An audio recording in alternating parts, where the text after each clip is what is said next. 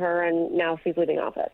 And so, Kristen Holmes, thank you so much. David Axelrod, I want to bring you back into the conversation and to follow up on those excellent points Kristen just made. Are we live? Testing? Test. Hey, Scott. Live on TikTok right now.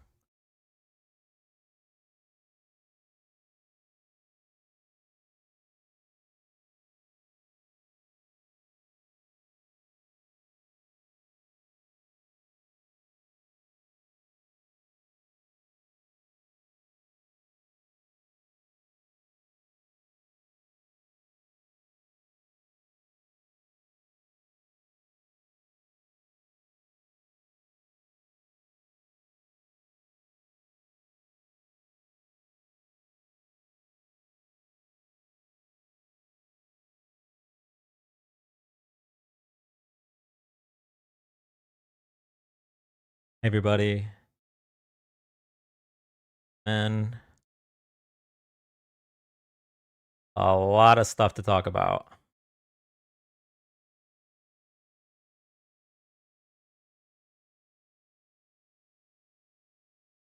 Hey, opinionated.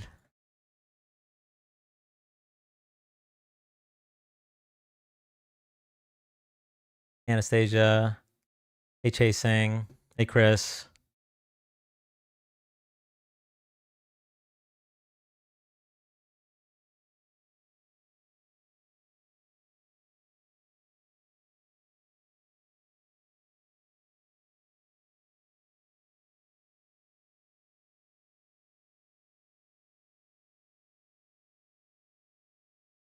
What's up, everybody? What's up?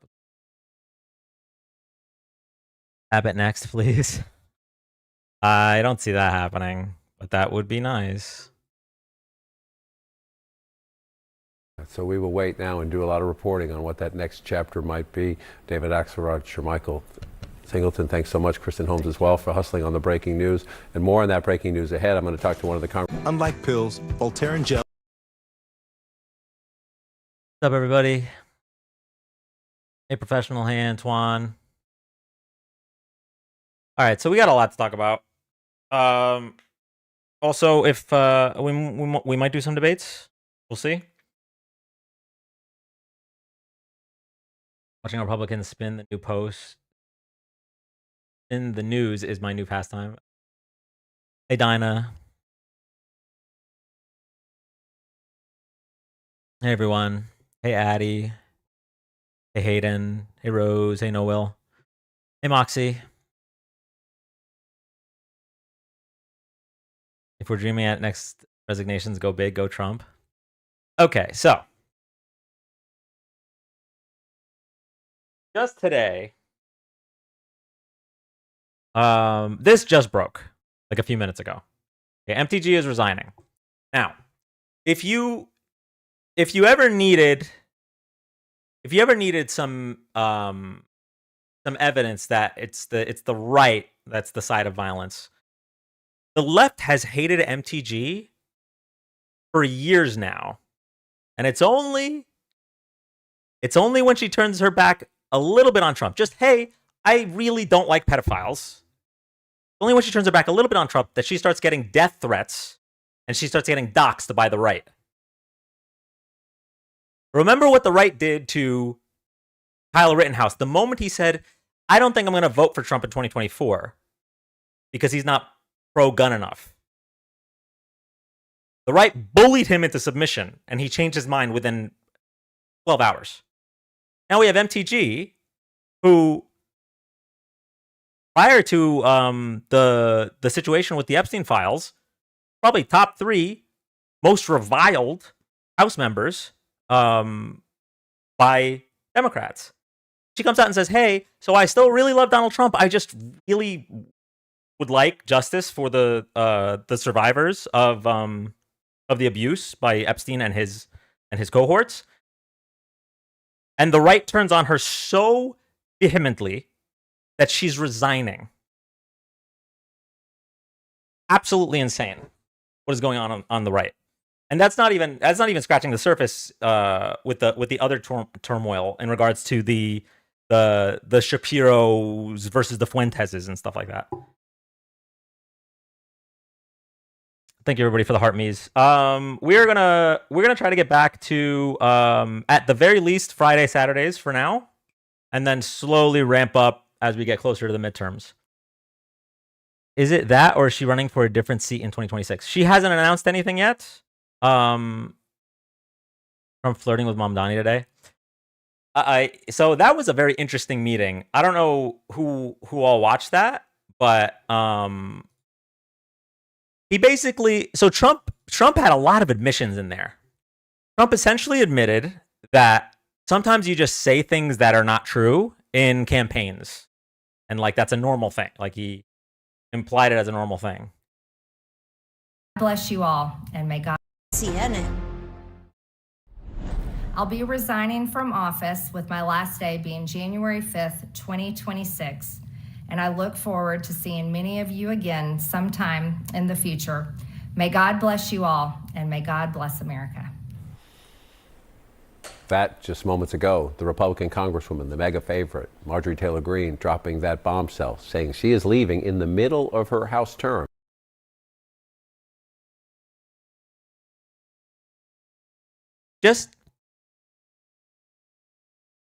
It's absolute loyalty when it comes to MAGA at this point.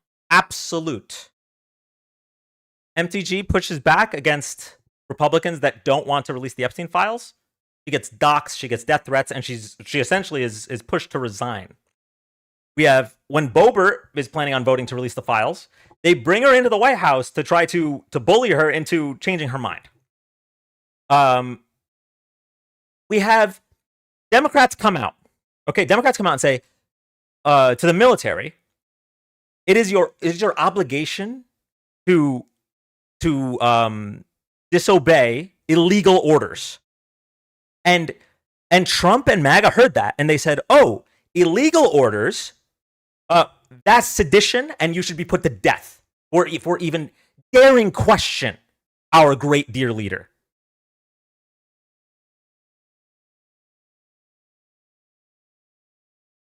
We also had, I was talking about this earlier, the meeting between Trump and Mamdani. Aside from admitting in that meeting that people just lie in campaigns and that's okay, when he talked about Elise Stefanik, aside from that, he also just told Mamdani, you could just call me a fascist.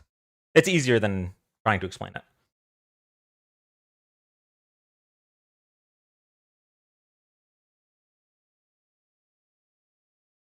They think illegal is going against Trump, not the Constitution. Exactly. Yes. And that's really, that's a big part of the problem here, is that we have a huge amount of people in this country, not the majority, but a concerning amount of people in this country that put Donald Trump ahead of the Constitution, put Donald Trump ahead of the United States.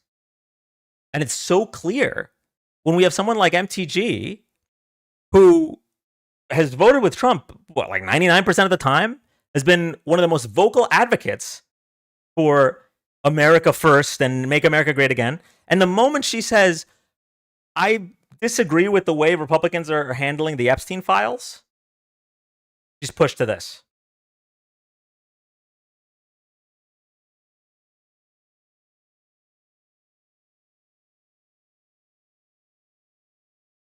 So, this is the banner, by the way, just because it's breaking news. But as a reminder, earlier today, Donald Trump was reposting people calling for the death of Democratic congressmen. Just to show you where we're at, by the way. Where we're at, it's Donald Trump agrees with people calling for the death of his political opponents, and it's just like a normal Friday.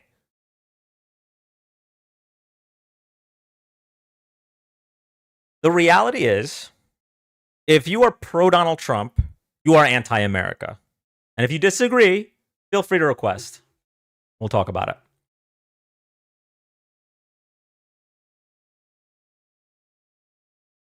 All right. So let's see where we're at. Welcome in, everybody. This is our return to normalcy, I think. We've been on an extended hiatus, and I do apologize for how long it took. Define pro-Trump if you support Donald Trump.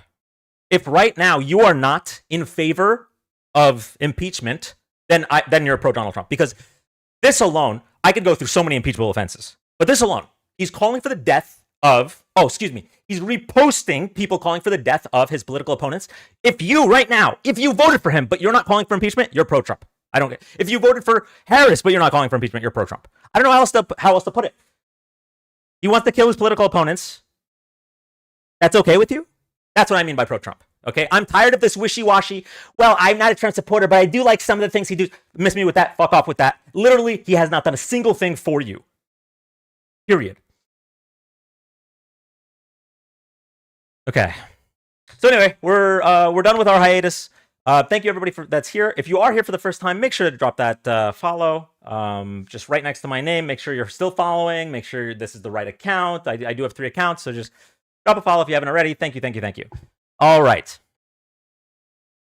So, news story today. He enforced the border. That works for me. How did he enforce the border, T? Can you explain that? What did he do to enforce the border? By the way, anyone that disagrees with me, right now, I'm calling people that are supporting Donald Trump and his call for the execution of his political opponents. I'm calling you guys traitors. If you think I'm wrong, you could come up and prove me wrong. When MTG was in the cult, she never needed security, but when she criticized the cult, she needed it. Exactly. The left has hated MTG for years. She never needed security. She criticizes Trump a little bit, and by the way, for something that should be agreed upon by every individual that's not a child molester. It literally should be the easiest thing. I think that we should punish those that molested children, right? And I think we should have full transparency about those people. That should be agreed upon, but the cult can't. They can't. No, but Trump might be implicated. We can't do that. Dan, you see the news? Is there new news? Oh, wait.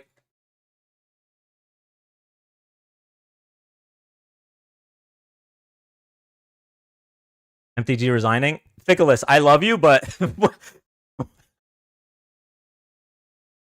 why are the only people covering MTG supposedly on the left? I don't know what you mean by that. The goalpost never existed with Trump's controversy. These people are just racist.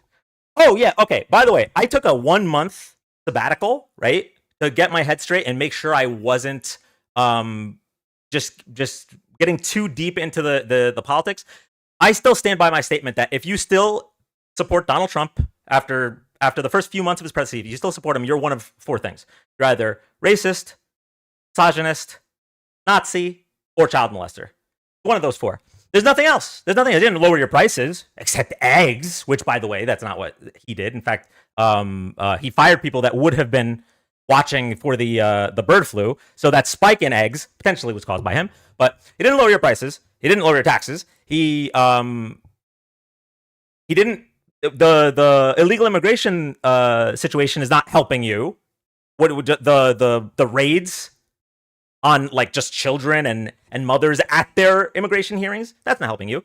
There's nothing. The only way Donald Trump is helping you is if you're one of those 4 things. Period. And if you disagree with me, all you have to do is press the request button. The reason you can't request is because you know it's true. You're like, well, he said racist, misogynist, Nazi, or pedophile. I mean, I guess I am racist. Like that's why there's no one requesting. That, if you're wondering, wait, Dan is shitting on Republicans right now. No one's going to come up and defend themselves? Yeah, because they know it's true. They know it's true. You already have Republicans. By the way, you already have Republicans. From the moment we got our 218th signature, we already have Republicans saying, well, is having sex with a 15-year-old really as bad as having sex with a 9-year-old? We literally have mainstream Republicans like Megyn Kelly starting to push that. It's glitching bad, people are saying? I don't know what to do to fix it. Why is MTG stepping down? I mean, she didn't give a specific reason, but she's been getting like death threats and been doxxed over the past like a couple days because she disagreed with the president. And if you go against the cult, that's what happens. So, yeah.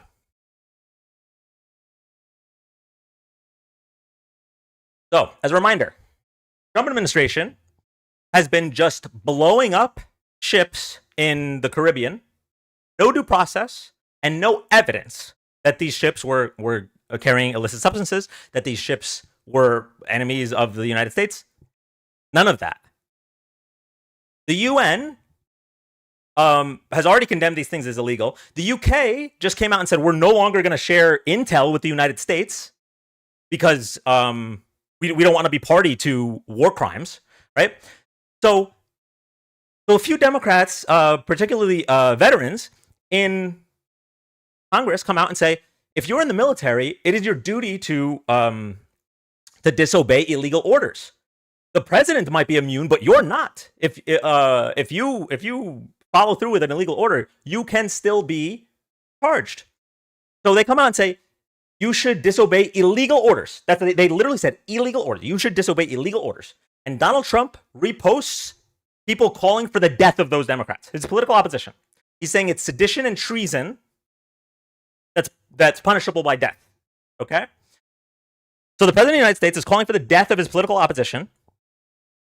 And there's still Trump supporters that won't admit that they're anti-America. Like that's simply what you are. You can come up with some kind of delusion that Trump is helping you, but you cannot say in the same breath, I'm pro-Trump and pro-America. No, you're against whatever America is or ever was. You're not pro-veteran. I can tell you that. You're not pro-military, because literally in their oath, they're not supposed to obey illegal orders. So when Democrats just reaffirm that, all of a sudden we're calling for their deaths.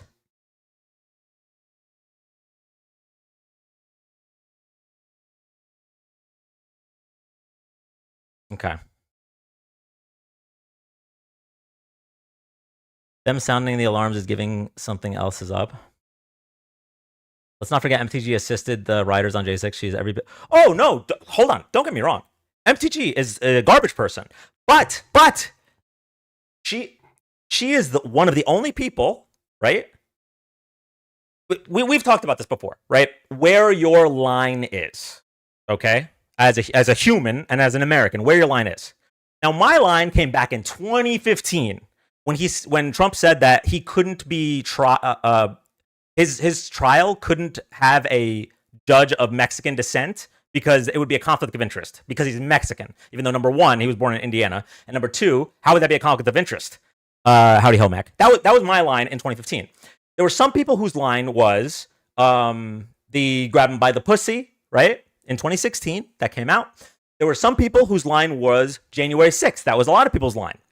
There were some people whose line was the blocking of the release of the Epstein files, right? And that's where MTG seems to have been at, right? She disagreed with that.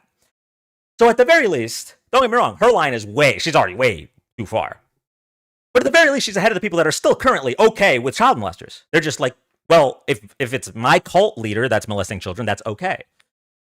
So, yeah, I'm not ready to bring her into the fold. Oh, MTG, come here. No. This is the bed you made, right? You were a conspiracy theorist, and you promoted this cult, and you promoted an attempted coup.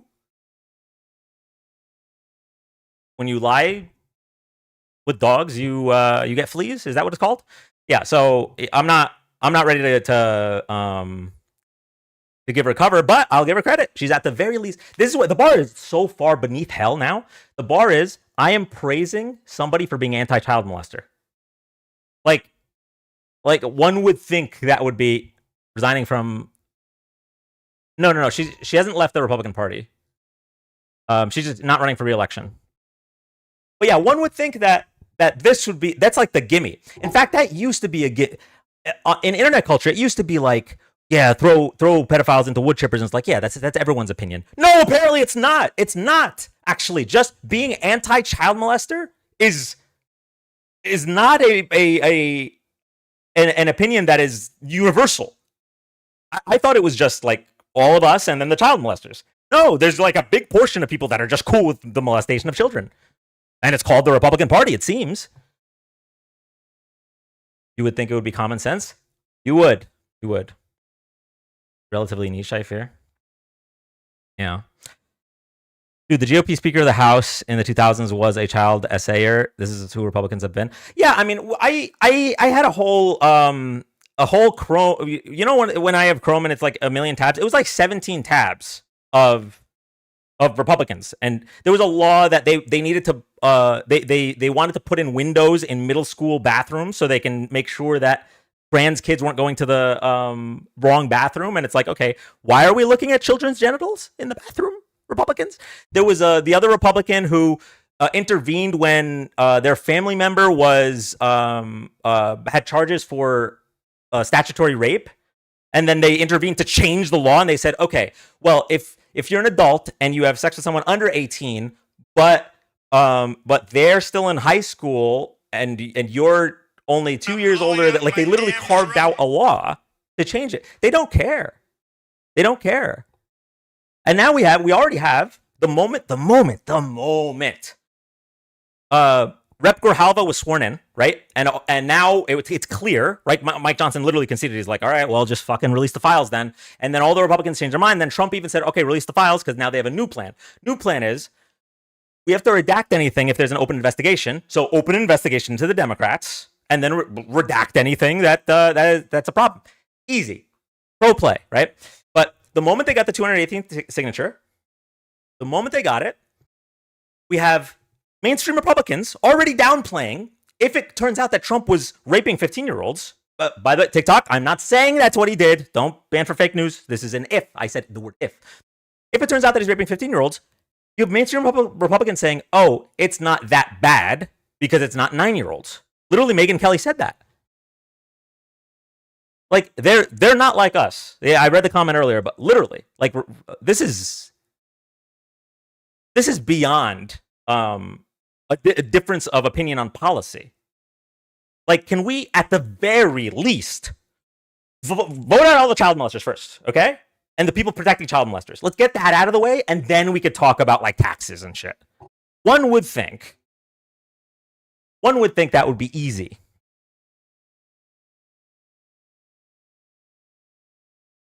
Okay. All right. 500 people in here, still not one Trump supporter willing to defend themselves. I'm literally calling you guys. If you support Trump, you are either a racist, a misogynist, a Nazi, or a child molester, or some combination of the four. Not a single one of you has come up to defend yourselves because I'm right. And you know deep down, you're just hoping in your heart, you're like, well, at least I'm not all for. Like that's where the bar is. At least you're not all for. Absolutely insane. All these pro-lifers are clearly not pro-children. I mean, it's very, very clear. And it's always been clear that they've just been pro-birth. And the big reality is that they all just got scammed back in 1978 or whatever, whenever the Republican Party started using this rhetoric about abortion because they couldn't run on racism anymore. It wasn't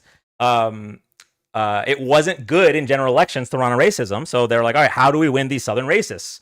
Okay, well, a lot of them are fucking evangelicals. Let's pretend that abortion was a big deal in the Bible. And that's it. And then you have a whole generation, two generations of people that just got scammed by, what's it called? GOP strategists. What is it? Paul Weyrich? It's Paul Weyrich and, what's the other main guy? Either way. They couldn't run on racism anymore because Goldwater got his back blown out. And they're like, okay, well, we got to make some other shit up. Jerry Falwell. Thank you, Allison.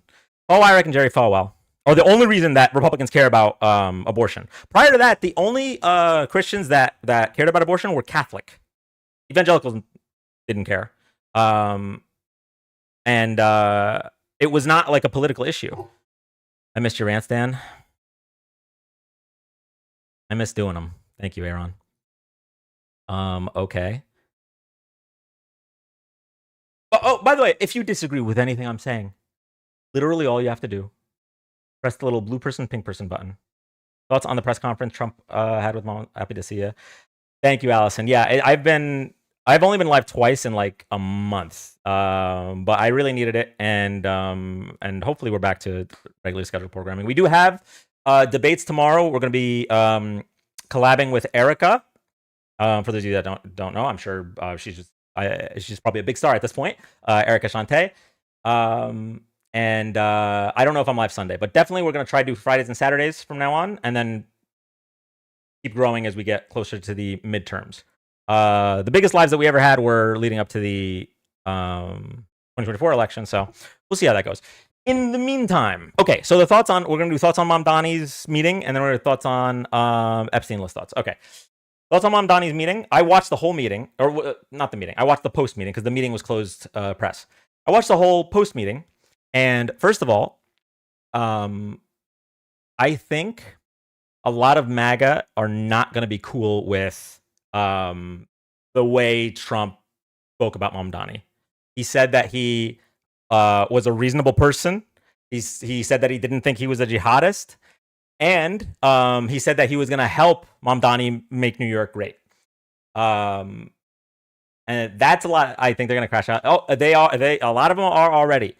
So we have that. But we also had a couple really big admissions from Trump. Number one, when asked about like why he called him a communist so many times, and how Elise Stefanik, who's currently running in New York, is it governor or Senate? Remind me. But Elise Stefanik is still. So you're an alarmist, got it, bro? If you think I'm an alarmist, then you aren't alarmed enough. The president of the United States today was calling for the death of his political opponents. If you're not alarmed, then you're anti-American. Just say it with your chest. I want a dictatorship. That's why you're not alarmed, because you voted for this. Dictatorship. This is what you want. You want the death of people that you don't like. Just say it with your chest, man. I'm an alarmist for the vast majority of Americans. You're obviously not informed. Ollie, I'm going to send you an invite. Just prove me wrong on a single thing I've said. Just one thing. If you could prove me wrong on one thing, I'll end my live right now. Okay? Come on, man. Thank you for that mustache. I will end the stream right now if you could prove me wrong on a single thing. I sent you the invite. Something tells me you're not going to come up. Something tells me you're not going to come up. Thank you, Emmy, for the hats and mustache. Hat and mustaches. Do you think MTG is being silenced by the GOP because of Epstein files? Yes and no. I don't think like she's being forced to resign because they're like, resign or we'll blah blah blah. It's more of the GOP. Trump particularly was upset about the way she questioned his handling of the Epstein files. And the moment Trump sticks his cult on people, that's it. I mean, we saw it on January 6th, right? We literally saw it. Said, fight like hell or we're not going to have a country anymore. And then they marched to the Capitol. And when he didn't tell them to stop, they just kept breaking in, smearing shit on the walls. And then he told them to stop and they all left. So he was mad at MTG. So then MAGA was mad at MTG. And she started getting doxxed and she started getting death threats. And now she's resigning. This is a cult. This is a cult. But it's not a cult. I'm gonna reiterate this from before my hiatus, because I took a month to really process all these thoughts and determine if I was overreacting. No. It's not a cult of personality. Like, yeah, obviously they love Trump, but it's more of a cult of self-preservation. The people in that cult see themselves in Trump. And that's why they have to defend him so vehemently. They're racist. They're misogynistic. They're xenophobic. They are either child molesters or okay with child molestation. But more importantly, it's the need to defend the first two that'll let them sell their soul to defend the third. Also, they're dumb. Like when they see him talk, and it's clear to anyone with a functioning prefrontal cortex that he has no idea what he's talking about. Like, they ask him a question, and he talks about the dripping water, or he talks about sharks and batteries or whatever. They see that and they're like, he talk like me. Like it's literally, we're talking about the worst people, because you have to be some kind of dumb to be racist, right? Like, I hate that person because of the color of their skin. That's a dumb thought. So it's a cult of self-preservation. There's a minority of people that are seeing, smart people don't like me, exactly, that are seeing that the writing is on the wall, and so they want to bring things back to the way they were. Now, unfortunately, thanks in large part to Elon Musk essentially buying the election by spending $44 billion on Twitter and then turning it into a right-wing misinformation machine. And unfortunately, because of the logistics of social media and algorithms, where fake news is propagated more than real news, because fake news, what's the word? It confirms our biases, right? And social media companies want you to stay on their site more, so you'll get fed down the algorithm and fed down the rabbit hole. Because of all that, we had a ton of misinformation, and so it turned a minority of racist, child molesting insurrectionists into a plurality of 77 million Trump voters in 2024. A lot of those people were also disillusioned because of how expensive things were, and I don't want to shit on all of them too much, because the way we're all set up, right? The way the American capitalism is set up is that a lot of Americans don't have the time to pay attention to this stuff. A lot of Americans literally didn't start following the election until a week, 2 weeks before the election. And so they're like, okay, prices are really high. Trump is saying he's going to lower prices. That sounds good to me. A lot of them did the correlation causation fallacy, which, by the way, it's the reason it's a fallacy. And so like, okay, prices were low. Biden gets in office. Prices were high. It must be Biden's fault. Now, I hope that most of those people, once Trump came into office, and instead of lowering prices, actually raised prices. He literally came into office, I'm going to lower grocery prices on day one. Came into office, and instead of lowering grocery prices, he said, you know what, we're going to raise all the grocery prices. Tariffs on everything. We're just going to raise them, and then we're just going to lie about it. We're going to fire if the BLS reports good numbers, if they report bad numbers, we're going to fire them, right? We're going to pressure the Fed to cut rates whether or not the economy would handle it. We're just going to lie. We're going to literally gaslight them, like in that book, 1984. People's eyes looking at their grocery receipts. We're just going to tell them that groceries are cheaper, and then we'll be good. Now, I hope most of those people have left, and the only people left are the cultists. That's why I say, if you still support Donald Trump, right, you're a racist, misogynist, Nazi, or pedophile, or all four. But I have to believe that a good portion of those 77 million people have come to their senses and were like, okay, clearly Trump was blowing smoke when he said that he was going to lower grocery prices. So anyway, if you're a Trump supporter, request up and prove me wrong about a single thing I said.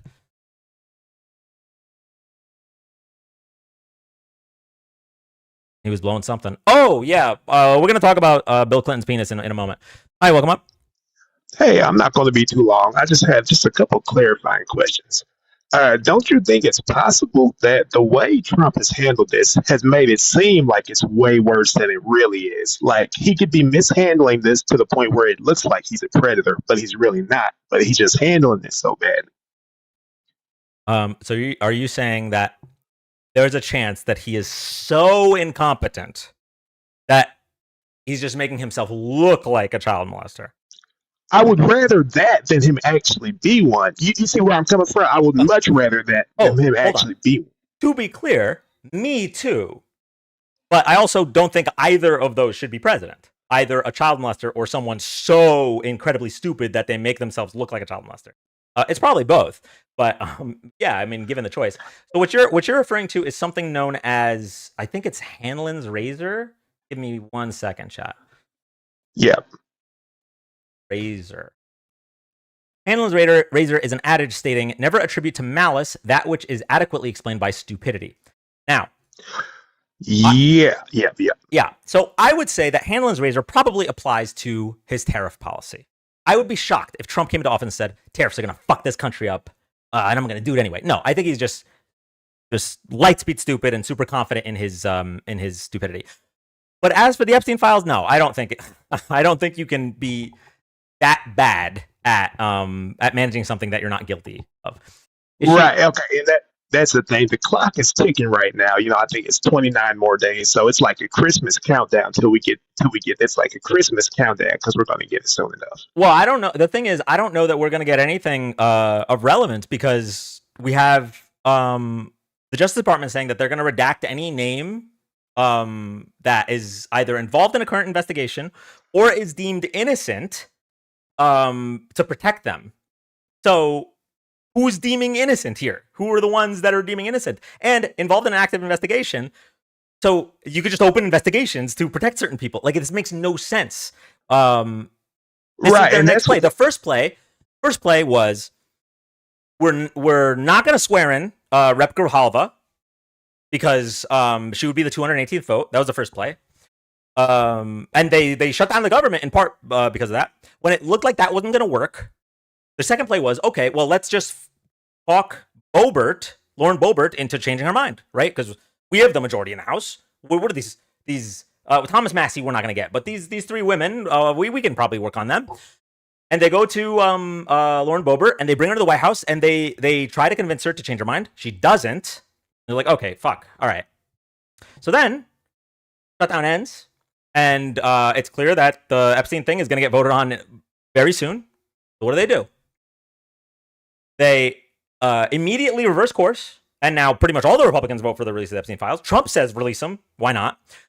But we have Plan C, which is, okay, Trump literally ordered the DOJ to open investigations into Democrats that are in the files. And just so we're clear, I can speak for 99% of people on the left. If a Democrat or someone on the left is in the files and has been involved in any way in abusing children, we want them to be punished as well. We're not in a cult. We're not in the Bill Clinton cult. If Bill Clinton is implicated, throw him into the sun. We don't care. So just to be clear. But yeah, Trump instructs the DOJ to open investigations into Democrats that are in the files. Doesn't make any mention of Republicans. But more importantly, that means that, there's open investigations now, so we can't release all the files. We got to redact some. Oh, you can say that. Ollie Bear, all you have to do to debunk anything I'm saying is just request up. I already sent you the invite. Why are you staying? Oh, wait, okay. Chat, if you don't know why MAGA is so loud in the comments, but then they don't request up, it's one of three things. Either one, they can't request up because they don't want us to hear their Russian accent. Two, they can't request up because they don't want to hear them breathing through their mouth. Or three, which is that they just can't defend. It is indefensible. So they just type, yeah, well, you're a Democrat. That's it. Otherwise they would just come up. They would at least listen. Trump had the stones to meet with Mamdani and have an interview with him, but Trump supporters are bitch made, I guess. I hope that the only thing I can hope at this point is that when the files are released, we see that it was blown out of proportion, and it was blown and anticlimactic. Don't you hope that that's what happens? Don't you? Isn't that what you want? If I had to pick right now, and the options were that Donald Trump is a child molester or Donald Trump is not a child molester, yes, I would pick. I don't want the current president to be a child molester. But at the end of the day, it's not going to change anything. What I want is just a matter of what's out there. Is she resigning for re-election? Yes, she is not running for re-election. Yeah, no, that's fair enough. I do appreciate that. I'm gonna drop that. I need to look more into this, but I'm gonna drop down. I do appreciate that, though. I do appreciate. All right. Okay. They even said he is in them more than Jeff himself. No, he is. I think he is in them more than like any other person. It's also like, okay, so here's what we know. Okay, even before the files were released, here's what we know. We know that Trump and Epstein were very, very close. Okay. We know that Trump at least knew about some of what was going on. That's what we know. Now, there's speculation that Trump was involved in some of the stuff that was going on. There's speculation, right, that Trump is being blackmailed or whatever. That's stuff speculation. But what we know are those first two things. Biden could have released the files. Why do you think he didn't? Taylor, it's not why I think he didn't.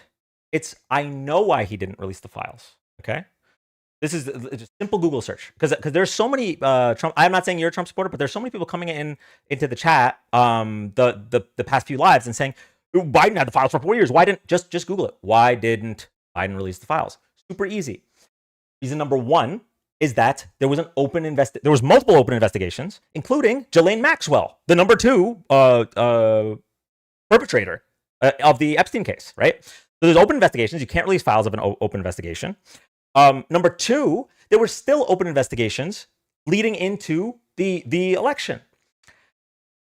Number 3, Biden, like every president not named Donald Trump, does not instruct his Justice Department to do things. There is a separation between the executive branch and the Justice Department. They're supposed to operate independently.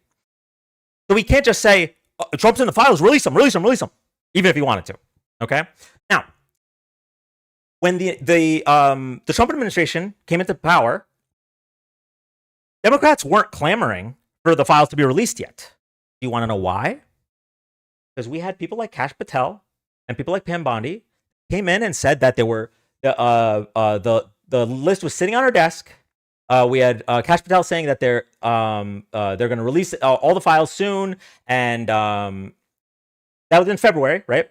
List is sitting on my desk right now for review, and it wasn't until Elon Musk says that Trump is in the files, and then less than a week later, Mamdani comes out and says, okay, actually, Epstein did kill himself. Also, we're closing the investigation. There are no other people to indict. It was just Epstein and Ghislaine, and that's it. Nobody else. It wasn't until then where it became super duper clear to Democrats and the left, oh, okay, they're covering this up. So I hope that answers the question, why didn't Biden release the files? There's 3 reasons why he didn't release them in his 4 years.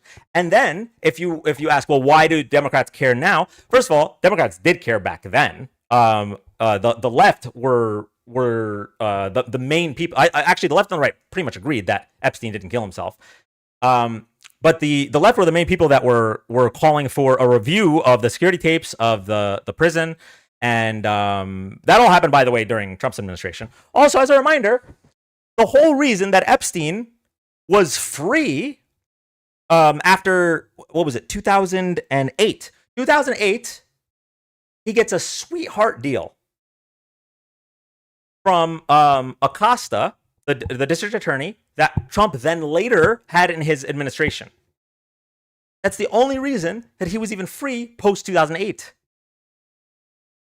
Like, all of this, it all ties to Trump and Republicans, all very clearly. And then for them to just say, no, we're not going to release them, and then to bully the House and say, no, if you are a Trump supporter and you want the release of the files, I don't want your support. That is from Donald Trump. I swear to you. If you're a Trump supporter and you didn't hear that, just tell me, and I will show you the clip so that you can stop being a Trump supporter, right? Should be super easy. Is she really resigning? Yes, it just came out. She'll be resigning in January. And Maxwell in her cozy prison. Yeah, that's another thing. DOJ meets with, I don't know how, they can't explain it, right? There's no explanation. It's literally just they're evil people, right? There's no other, how can you see the DOJ meets with Ghislaine, right? They meet with Ghislaine, and then afterwards, they move her to a minimum security facility, give her a puppy, unlimited toilet paper, all this stuff. This is a prolific sex trafficker. She should be under the jail.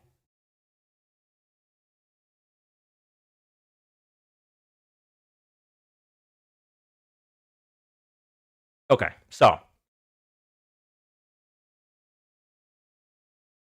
just today, as a reminder, the President of the United States heard Democratic lawmakers say that the military should disobey illegal orders, which is literally in the oath when you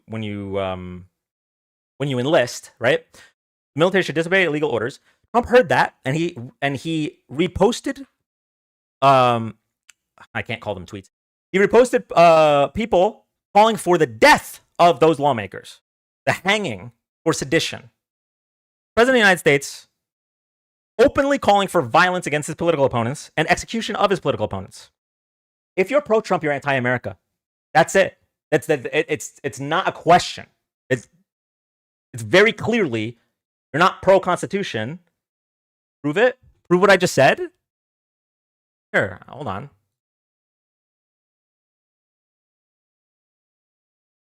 I got you right here. Thought I didn't have this ready? Trump says seditious Democrats urging U.S. troops to refuse illegal orders should face death. Okay. This is really bad and dangerous to our country, Trump wrote in an earlier post. Their words cannot be allowed to stand. Seditious behavior from traitors. Lock them up? Question mark, question mark, question mark. Who wrote it? Who wrote what? The tweet? Hold on. You want to see the actual tweets? I got you. Just hold on. Nobody leave. Nobody leave. But before I show you,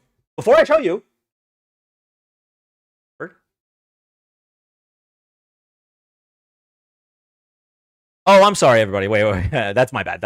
Hold on. Oopsie doopsie. Okay.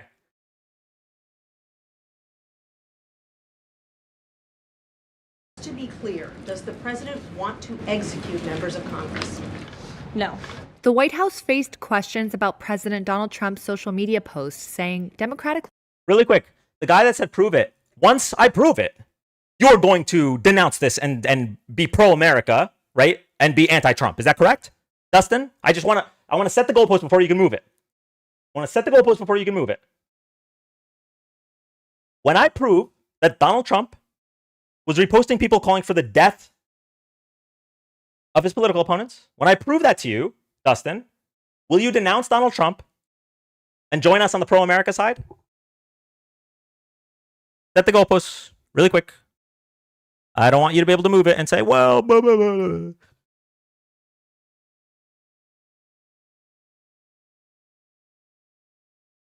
Dustin, I'm waiting.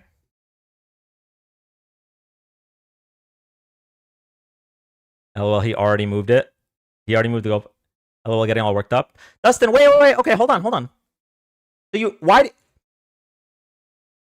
Someone tell me what this... There is a... I just learned this word recently, okay? There is an internet tactic that the right uses a lot, where they ask for proof of something, but never cared in the first place. They just want to waste the person's time. Can someone remind me what that word is? What that phrase is? Dustin said prove it to something really serious, right? This is serious. And in any year that wasn't 2025, sea lining. Yes, sea lining. Thank you. It's sea lining. Okay. In any year that isn't 2025, the president calling for the death of his political opponents, American veterans, by the way, people like Mark Kelly.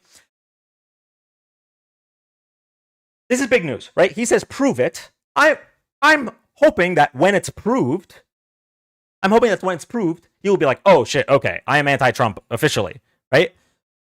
But he's not willing to commit to that when I ask him to set the goalpost. But hold on, I'll get you the tweets. Give me 1 second. I'll play this in the meantime. But Baby, I just watched.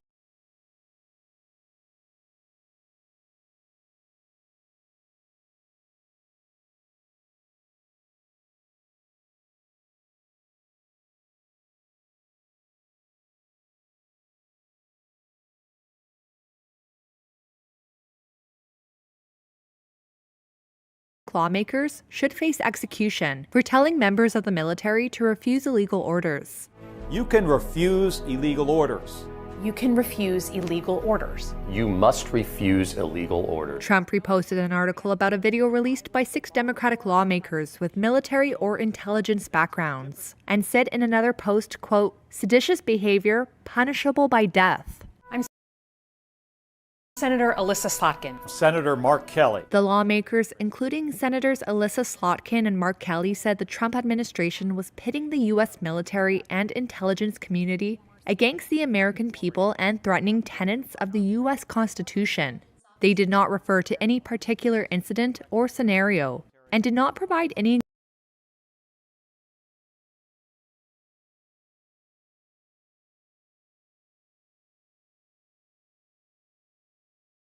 Is that enough, or do you want more?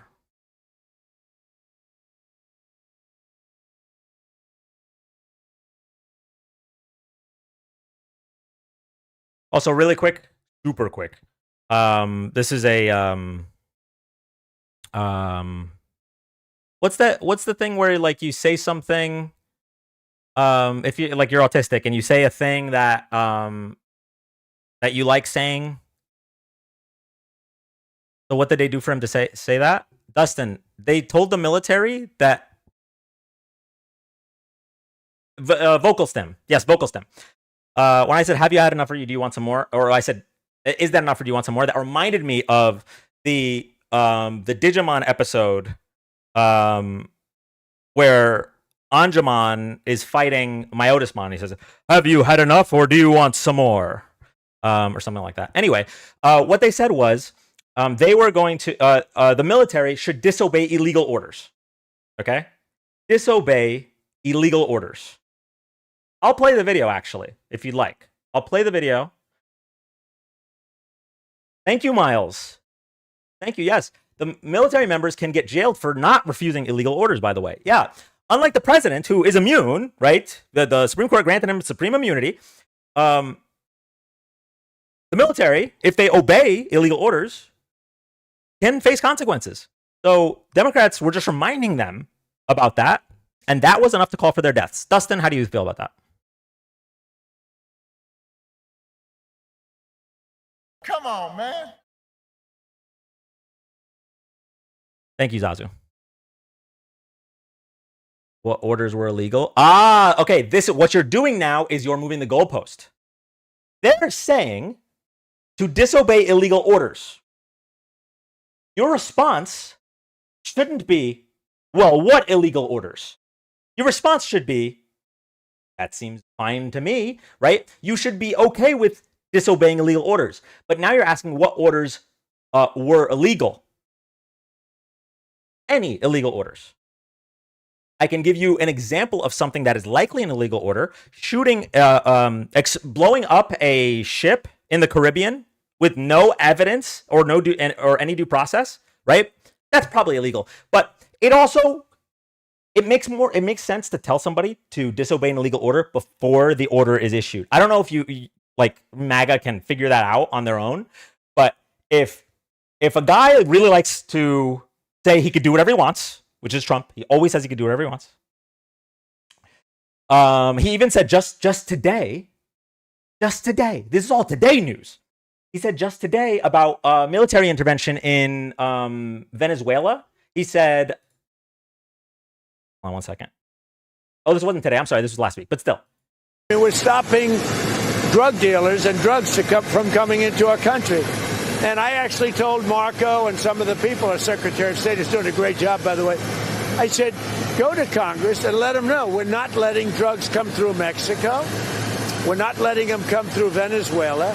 And let Congress know about it. We don't have to get their approval, but I think... We don't have to get their approval. That's actually incorrect. You do have to get Congress's approval when you just declare war on other countries. Which, by the way, is how the president was even able to implement the tariffs in the first place. It is a whole bunch of legally dubious actions. So if Democrats are just reminding the military, hey, it is your duty to disobey illegal orders.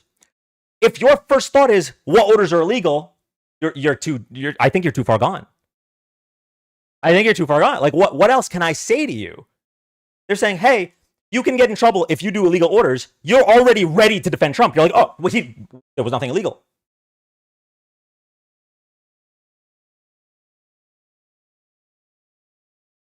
It's really something else. Some kind of mass delusion. I'm just asking questions. No, Dustin. The moment you replied to them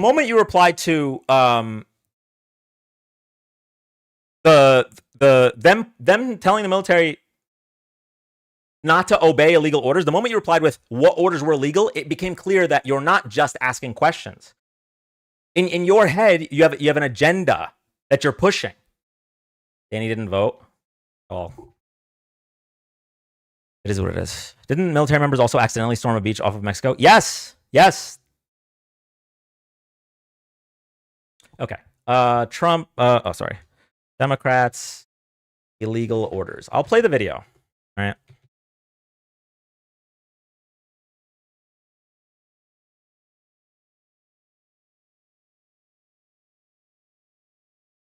Original video.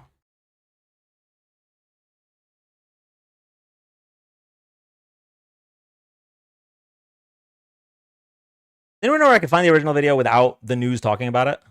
And President Trump is once again at odds with Democratic lawmakers. The latest spat centers around his response to a video by death. Our laws are clear. You can refuse illegal orders. The president's comments came in response.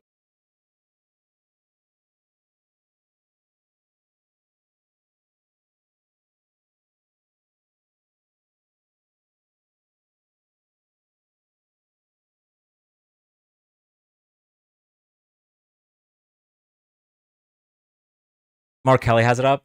Thank you. Kelly.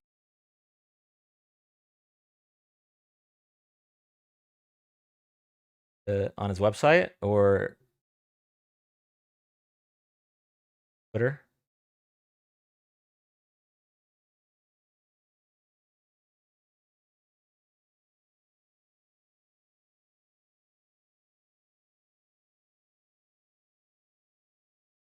The President of the United States used his platform to... Earlier today, the President of the United States used his platform to call for my arrest. No, wait. I'll get the original video here. President Donald Trump threatened to have me... Nope. Okay, hold on. Alyssa Slotkin, senator from Michigan, former CIA officer. Earlier today, President Trump threatened myself. Sorry, this is just after Donald Trump threatened his political opponents with death. As a reminder, this would be a big news story, but it's 2025, so it's just a Friday. See, a lot of people got upset. No, hold on. I'll find a chat. Hold on, just give me a second. Folks, today the U.S. House of Representatives just passed, almost unanimously, a bill to...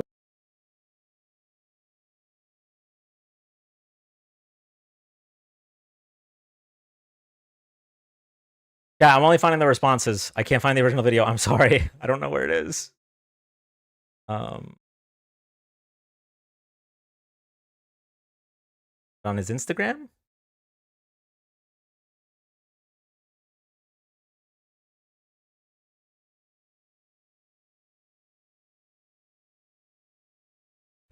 I'm Senator Alyssa Slotkin. Senator Mark... Okay, here we go.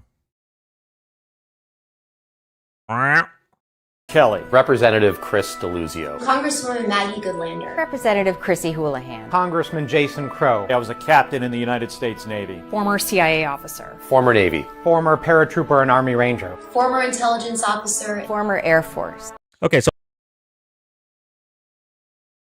calling for...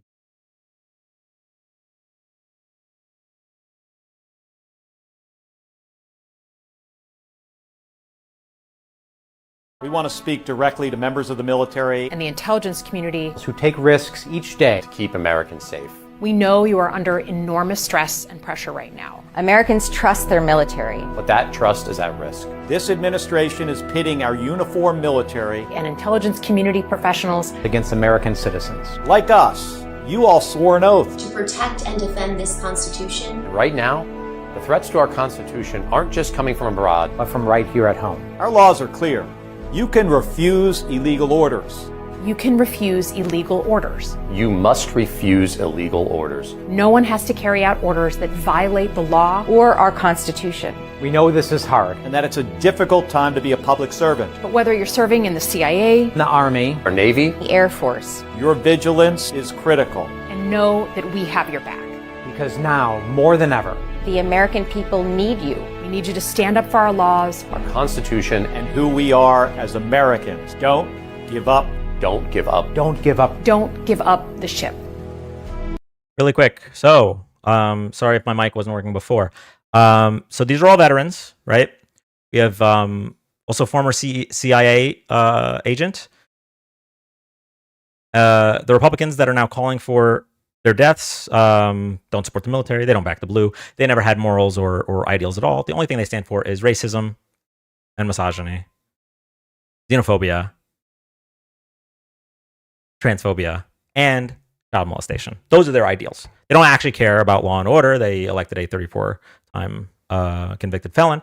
They don't actually care about the military. They literally are calling for the deaths of veterans. That are, all they're saying is that the military should uphold the oath that they take when they enlist, which is to disobey unlawful orders. Now, if you think that the military should obey unlawful orders, it's very clear you're not pro-America. You could just say it with your chest. Like, you are American. Unfortunately for us, you were born in this country.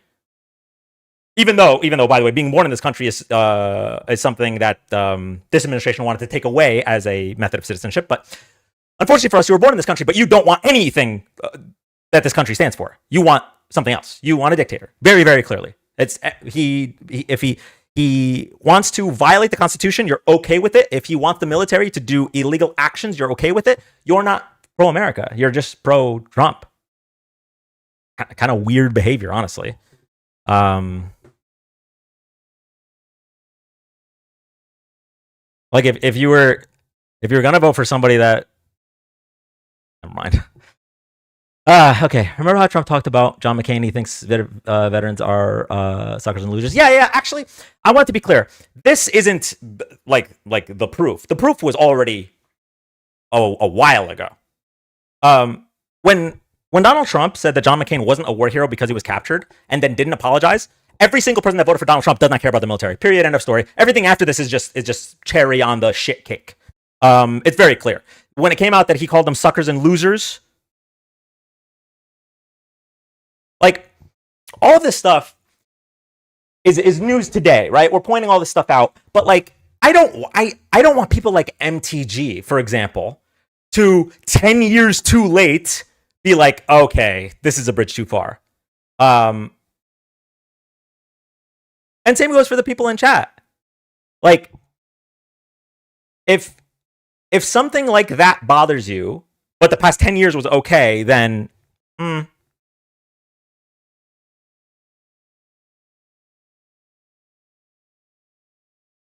All right, go to the next guest. If you're here for the first time, thank you so much for joining. We are live Fridays and Saturdays, Friday and Saturday nights, doing live political debates, political discussions, and fact checks. So if you like this content, drop a follow, tap the screen. Thank you all so much.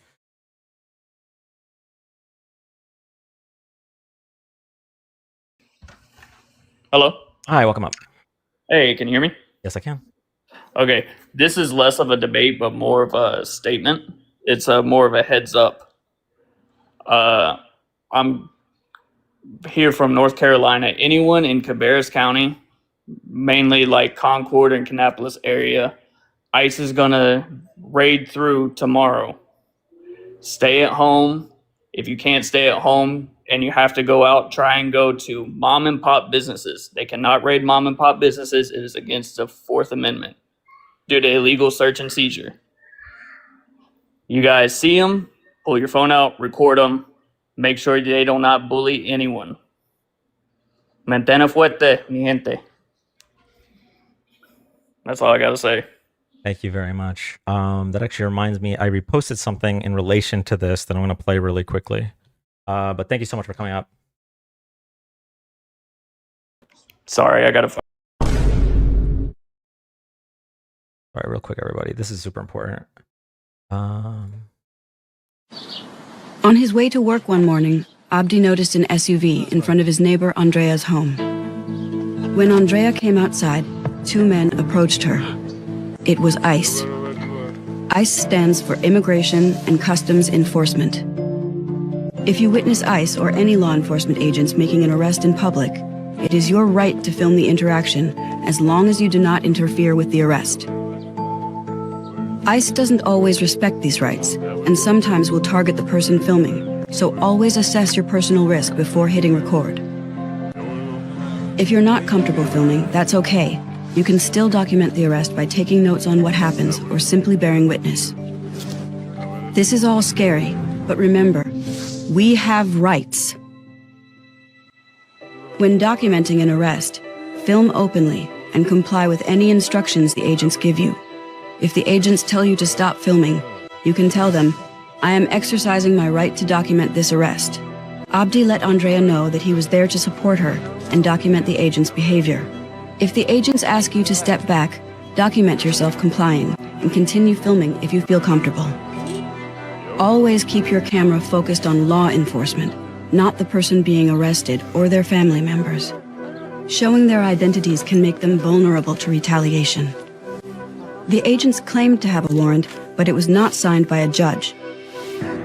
Be sure to capture details like any documents the agents are carrying, as well as weapons, badges, and uniforms.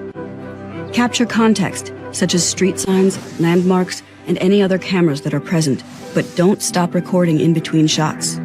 If the agents become violent, remain calm and allow your footage to speak for itself. If you do narrate, focus on facts, such as time of day and number of agents. Do not reveal the identity of the person being detained, their immigration status, or their criminal history. Anything the agents learn during an arrest can be used in court. ICE does not have the right to confiscate your phone or to delete your footage, but they may try anyway. Lock your phone with at least a 6-digit passcode. Your passwords are protected under your Fifth Amendment right, but fingerprint ID, facial recognition, and pattern lock are not. On his way to work one morning, Also, just a reminder, when Republicans fucking lost their minds about having to wear a piece of cloth on their face to protect their fellow American during a deadly pandemic, they said it was about civil liberty or whatever. But now that California has banned masked federal agents, the Trump administration is suing over that. So kind of sounds like they could wear masks if it involves doing something super racist. But if it involves like protecting people or helping people, no. Cruelty is the point. Republicans are scum, and I'm tired of hiding it. There's a lot of independents in this country that voted for Trump because they thought inflation was Biden's fault. For those of you, I'm willing to speak to. But if you still support Donald Trump, I don't know how I can convince you. That's not something. This isn't something that can be debated out of you. Clearly, you're okay with what's going on with these ICE raids. You're okay with children and single mothers being scooped up, sometimes half naked, sometimes at their immigration hearings, sometimes disappeared off the streets, no identification given to them. You're okay with that. You're okay with ships just being blown up in the Caribbean, no evidence if there was any wrongdoing at all. Just, we think there might have been drugs on that ship. You're okay with that. You're okay with people being deported without due process. You're okay with sometimes even people here legally being deported or being detained over political speech, by the way. We have people being detained for protesting. I'm sorry, I thought this was America.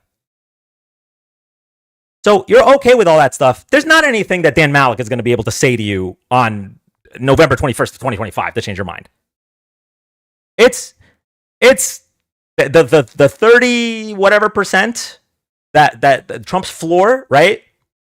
I'm not gonna be able to debate them into anything. Now, if they want to come up and show that they can't defend themselves, and in reality they are just defending child molestation, racism, etc., and hopefully that will not only change the minds of the independents that voted for Trump, thinking that inflation was somehow Joe Biden's fault, but also activate the 90 million people. 90 million people didn't vote in the last election, and I'm sure if those 90 million people knew everything in front of them, they said, hey, by the way, Donald Trump was found civilly liable for sexually assaulting a woman. Donald Trump is a 34-time convicted felon.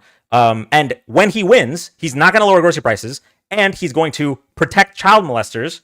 I'm sure a lot of those 90 million people would have turned up. So I'm hoping if we do continue to do debates, the goal is not to change the mind of the person I'm debating. The goal is to inform the rest of the American public that among us, leading one of the two major political parties in this country, are people that are okay with cruelty, people that are okay with not only defying the Constitution, but defying our American values. I have another news story from earlier today. Hold on. Give me 1 second.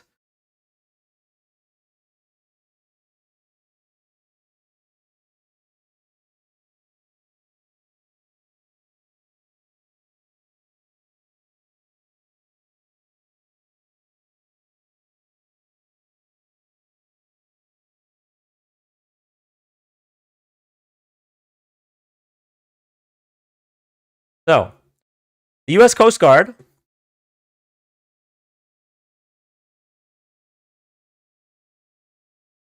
will no longer classify swastikas, nooses as hate symbols. Just give me one justification for this.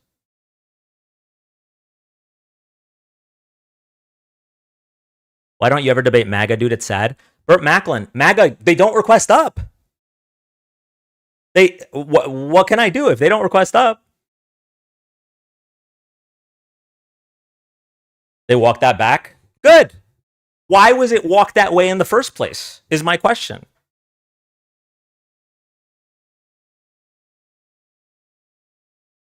The DHS said this was fake news. They're just blatantly lying now. Yeah, how can it be reversed if it was fake news? Here, Coast Guard reclassifies swastikas and nooses as hate symbols after backlash. But I thought it was fake news. Just like, oh, I'm sorry, that's too large. Just like when the administration and Trump said that the Epstein files are a hoax, and now, okay, we're going to release all the Epstein files. And in fact, we're going to open investigations into Democrats. At some point, at the very minimum, I need Trump's voters to say, I know I'm being lied to. Like, at the very least, we know you're racist, we know you're a misogynist, we know you're all the bad shit. But please, I bet for my hope in humanity, he's gonna avoid MAGA like the plague. Bro, Bert, are you requesting? Okay, yeah, here, come on. I've been begging MAGA to come up. Yeah, well, I've been waiting, man. All right, can you explain this? I can't see it all. Okay, so the Coast Guard removed the classification of nooses and swastikas as hate symbols. When the administration was asked about it, they said that it was fake news. And then, because of backlash, the Coast Guard reclassified those things as hate symbols. Why are you okay, first of all, with an administration that is constantly pushing things like this, but secondly, that is so openly lying, like just right to your face? Well, I don't agree with that. I don't think that any symbol should be really a hate symbol or punishable by crime, like as a crime or anything. So I don't know what you're talking about whenever you tell me that I agree with that. Do you think that a swastika is a symbol of hate? Well, before that it wasn't. So, but I think nowadays it would be. Yeah. Before, what is that? When you say that, What do you mean? It You used said to be before like that. some old like Asian symbol. Oh, you're or saying before the Holocaust? Yes. Yeah, okay. It was like a symbol of peace. Right, but we're in 2025. So do you think that this is a hate symbol? Yeah, I think it indicates that, but I don't think that. I mean, I think that falls under free speech. I don't think that people should be punished. You know, I mean, I think that society will punish them by isolating them. Like people won't do business with them or things like of that nature. Okay. You know. So you're okay with our military, like the Coast Guard in this case, flying a Nazi flag? You'd be okay with that? No, not at all. I'm Okay. just talking about citizens. Like, I don't think a citizen should be punished if they have like. Can I ask you why you're so willing to defend something you don't even know what? Like, you don't even know what this is about. Come on, man. Right? Like you literally don't know what this was referenced to. The U.S. Coast Guard will no longer. Do you think that those symbols should be punished? Like, if a citizen just has them, say, just on their on their shirt, walking around. No, get those lights off. Off. Unfortunate. Thank you, Donica, for the sunglasses. Now, it depends Yes on or in no? what way they're using it. The Constitution would say that no, but this isn't about citizens. So, like, the question's irrelevant. It's like, do you think that squirrels should be banned? Like, I have an answer, I guess, but has nothing to do with the question. The question is about the government. Do I think the government should be able to wear swastikas? I think Yeah, I don't think that they're going to do that. Do you?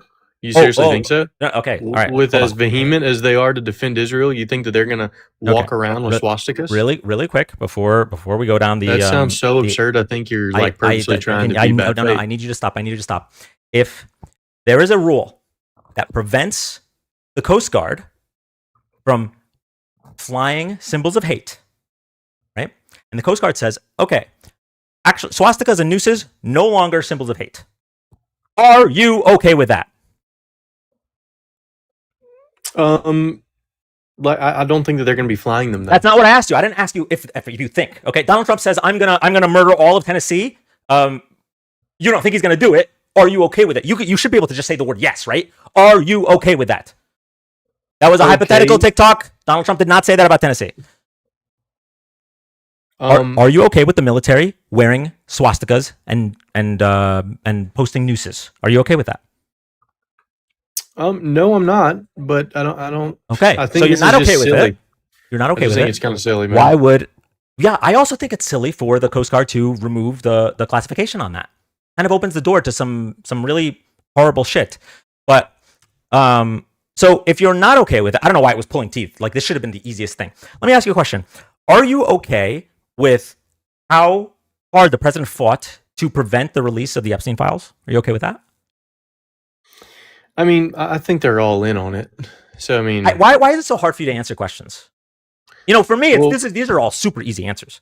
I don't know why. Am I okay with him defending the Epstein files so vehemently? No, I'm not. But I mean, it's like everyone's guilty by association, whether they did something or not. And they care more about themselves. Do I think it's still okay? No, I don't. Okay. Yeah. If you're so naive to think that just the right, I don't think just the right, bro. I want if Bill Clinton raped kids, I want him sent into the sun as well. Okay. Oh, well, he definitely did, probably. He definitely did. Probably is a wild sentence, but okay. So this is super simple. Either Donald Trump, he most likely did. Either Donald Trump is a child molester or is protecting child molesters when he says, "I don't want these files released." You agree with that? I mean, Joe Biden is too. Then we'll go down this rabbit hole in a second. Didn't he have the files? I will answer your question, but you need to answer my question first.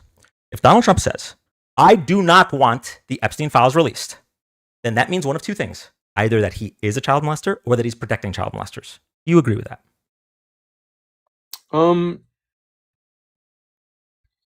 Yeah, I guess so. Okay. Oof, all right. But I mean, Joe Biden. Now you can ask the Biden question. Great. Joe Biden never said he didn't want to release the Epstein files. Super easy. Joe Biden never said But he had the files, did he not? No, Joe Biden did not have the files. Joe Biden's Justice Department had the files. And you know what they did with them? They used them to prosecute Ghislaine Maxwell, Epstein's number 2. They had open investigations that moved into the Trump administration when 77 million people voted him into office. And it wasn't until those investigations closed, which, by the way, just to give you a timeline, February, you have Kash Patel, head of the FBI, and Pam Bondi, head of the DOJ, saying that they're going to release all the files. There's going to be more indictments. The client list is sitting on her desk to review, right? Then we go to July. Elon Musk says Trump is in the files. A week later, Pam Bondi comes out. Actually, Epstein did kill himself. There's no more criminals. We're not going to indict anyone else. The investigation is closed, and we're not releasing any files. And then when people ask, "Hey, Trump, you ran on releasing the files. The investigation is closed. Why aren't you releasing them?" He said, "Are we still talking about Epstein? If you voted for me, but you care about the release of the Epstein files, I don't want your support." All of this took place, okay? None of that happened with Joe Biden. And yet, for some reason, you're applying the same standard to Biden when Biden literally had his Justice Department investigating it. And actually, he didn't have them doing anything because every president not named Donald Trump has a separation between the DOJ and the executive office. But his DOJ was investigating it. They're the ones who prosecuted Ghislaine and led to conviction. So I just don't understand how you can find them to be the same thing.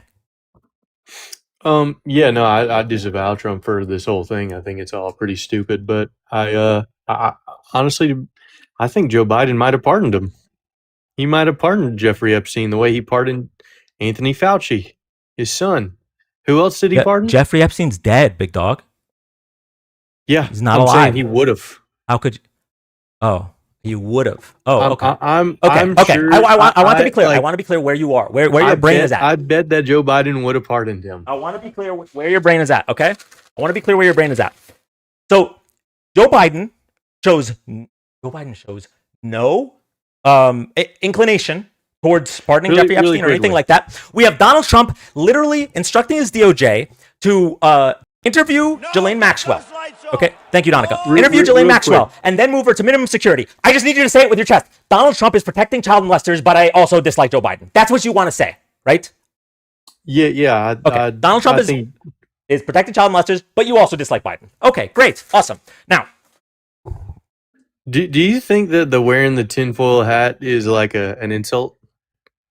Well, what I'm doing is I'm expressing that you're conspiracy theory minded. You're trying to say that you realize that was an insult. You realize that might have been an insult back in like the 70s or 80s. Do you think that those are rare you nowadays? Take it as are you that naive? No, I recognize that the amount of conspiracy theorists has increased as the internet has No, do you expanded. think that they're not just theories? Some of them. Do I think that or do you think they're all invalid? Are you asking me if some conspiracy theories are true? Yeah. Do you think that, I mean, because a lot of them are true and a lot of them are also... Can you give me an example of a conspiracy they're not even theory rare. That's true? I mean, look at MK Ultra. Okay.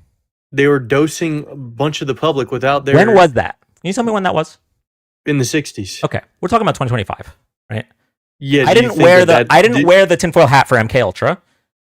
Do you think that that's not happening today? There's a lot of speculation that Thomas Crooks was a CIA asset. Do you have any evidence of that? Tyler Robinson. Well, yeah, I mean, there was an FBI agent going to and from his house that they pinged on the cell phone tower. Do you think it's a little weird that we haven't learned anything about Thomas Crooks? Oh, you think Trump staged it?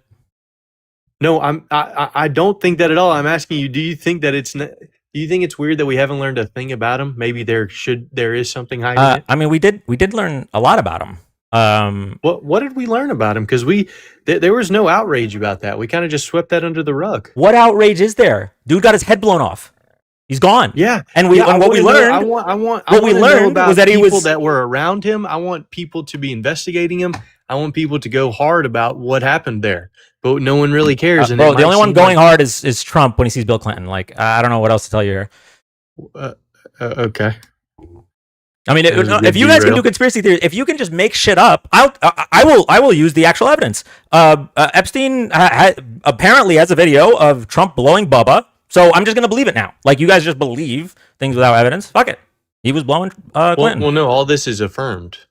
His whole house had no cutlery in it. It was scrubbed clean. I'm talking about Thomas Crooks now. Where there were so many weird things about this. I mean, he's in a BlackRock commercial. You don't think that that's just where was this affirmed? What, that he's in a BlackRock commercial? Yeah, or all the stuff you're saying. He's in a BlackRock commercial. You can look it up. Where is it affirmed? He's in it. Where? He's physically in it. Tell me what I look up. Crooks and BlackRock commercial. Even your echo chamber can't deny that. What do I even look up? Tell me what to look up. Thomas Crooks in BlackRock commercial. You seem bright enough to do that. Thomas Crooks BlackRock ad. Guess made the Thomas claim. Crooks, the 20-year-old gunman who opened fire at former President Trump, once appeared in an advertisement for investment from BlackRock, the company said Monday. The ad, which produced in 2022, was filmed at Bethel Park High School, where Crooks was a student. What's the conspiracy? He's in a BlackRock commercial. But he was a student at the high school that they were filming it at. What does that even make sense? And? What's okay, and? I'm saying, you made it sound like he was the star of the ad, and so he was working for BlackRock, who works for the government. That's where you were going. Well, he's in an ad. It's just odd that we didn't learn anything about him. We should know Aaron Paul so was much more on about him. Aaron Paul was on Price is Right before clean. He became famous on Breaking His apartment Bad. is scrubbed clean. There's like no fingerprints at all in it. They pinged a cell phone going from an FBI tower back to his apartment over and over again. And we just never learned anything about it. For you to sit up here and be naive to think that conspiracies are rare and they're not valid it's just a display of your naivete. Well, we went so in your head, I mean, a child was founded on a conspiracy. A child being in the background of a commercial somehow gets to. He was in the front. He was in the front. He was in the front. Did he say anything? Was he the star? Was he hired by BlackRock? No, but he's in one. Who gives a fuck? Okay, see, you're I'm really naive. important was the pretty fly for a white guy. Does that a conspiracy too? Wait, what'd you say? I'm really important was the guy in the white guy from Pretty Fly for a White Guy. Is that a conspiracy? I have no idea what you're talking about. That's how we feel when you're saying this. Like it's irrelevant. You're saying I just think you're very naive, my friend. If you think that governments are wholly good, especially your side, like if you can't see that your side is. When did I say that? When did I say that? The only thing I'm saying. This is the only thing I'm saying. You think this is the only thing I'm saying. I will tell you what I'm saying. Burt Macklin. I will tell you what I'm saying. Okay, and I'm surprised that you are a fan of Parks and Rec, but you're probably just a fan of the actor that plays Burt Macklin. I don't watch. That was a complete coincidence. Okay. I swear to God. Your name's actually Burt Macklin. This isn't my name. It's just an account to debate people on. Anyway, all I'm saying is that when the president says, "I do not want the release of files that could implicate me," that's a bad thing. And you jump to, okay, but Thomas Crooks was in a BlackRock commercial, so that means there's that conspiracy theories are true. No, I didn't say just that. I said other ones. Well, we got derailed into me saying, well, this little derailed conversation was because you put on a tinfoil hat. And and it triggered you. I know. You didn't trigger me. I just think it's naive for you to think that. Well, I put it on, and you said, "Do you think that's an insult?" Excuse you. There's a lot of conspiracy theories out there. You got upset. Let's. No, I'm not upset at all. I just think it's because you're using it as a point of insult, and I don't find it as an insult. I think it's more so just being aware that the government is very evil, and social media and just media in general has been able to unravel that.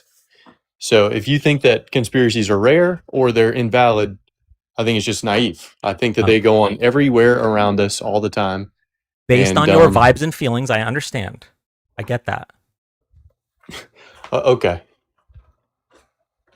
I don't know what else to tell you. Like your evidence that there's a conspiracy involving Thomas Crooks was that he was in a BlackRock commercial that was filmed at his high school. He was a child. Well, I said a few other things as well.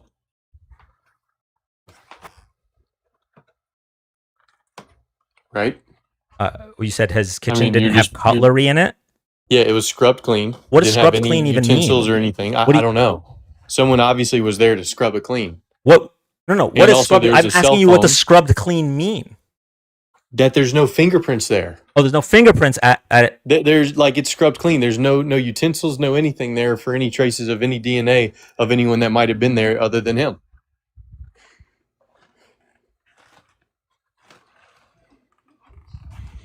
Now, y'all are a bunch of neo-Marxists, and it's sad. All you lefties are neo-Marxists. Do you think... I'm curious. So... What's up, man? Let's say the only fingerprints in that kitchen were his. Okay. There was no other fingerprints. How does that lead you to believe that there's a conspiracy theory? I wanted to just dive into the mind of a conspiracy theorist. Well, no, it's not that. I already told you the main one is a cell phone going back and forth. Okay. The cell phone going back and forth. Let's look at this up. Look, dude, if you don't believe that they're doing bad things to, like, they're spying on us, all sorts of things all the time. Oh, no. Conspiring Wait, I know us. they're spying on us. I'm sorry. The Patriot Act. That's the thing. That's the thing about conspiracy theorists that I'll never understand. Sure. The thing about conspiracy theorists that I'll never understand is they have all these things about like these clues and the Illuminati and stuff. It's like the wealthy are harming us openly. Like it's the government openly did the Patriot Act and we're being spied on. The government openly cuts taxes for the rich and punishes the poor. This is all out in the open. And you're like, no, but there's a secret conspiracy. Like, no, I'm not saying there's a secret. There is a ton of secret stuff, though. Yes. Yeah. Okay. I don't know how you think that your side is good when they're both evil. What do you even mean by good and evil? I guess wait. Can you explain what like good and evil are in your head? Well, I think they're both evil. I don't think they're doing things. I actually don't think you can hold a conversation. Like that's like the 5th time I've asked you a question. And you just did not answer. Sure. I'll do. You want me to define good and evil? But yeah, it doesn't have to be like in terms of the government. I think evil is doing things against us, doing things that are for our ill will, doing things against us. I think good would be just things that help us prosper more. In terms of, I mean, I don't know how to get into like a meta ethics, Sure. whatever. Type Okay. of, Okay. I'm just telling you from a governmental perspective. Those are what I would. From a government think. perspective, evil is when they harm Americans, and good is when they help Americans. Harm, yes, evil, harm, make our lives worse, use our tax dollars for things that are actually not benefiting us at all, and really just oppressing us, whether that be silently or overtly. And then good. So let me ask you this. All right. If you have one party that is using our tax dollars to make healthcare cheaper for Americans, and the other party is using our tax dollars to give tax breaks to the wealthy, which of those in your dichotomy that you just explained would be the good and which would be the evil?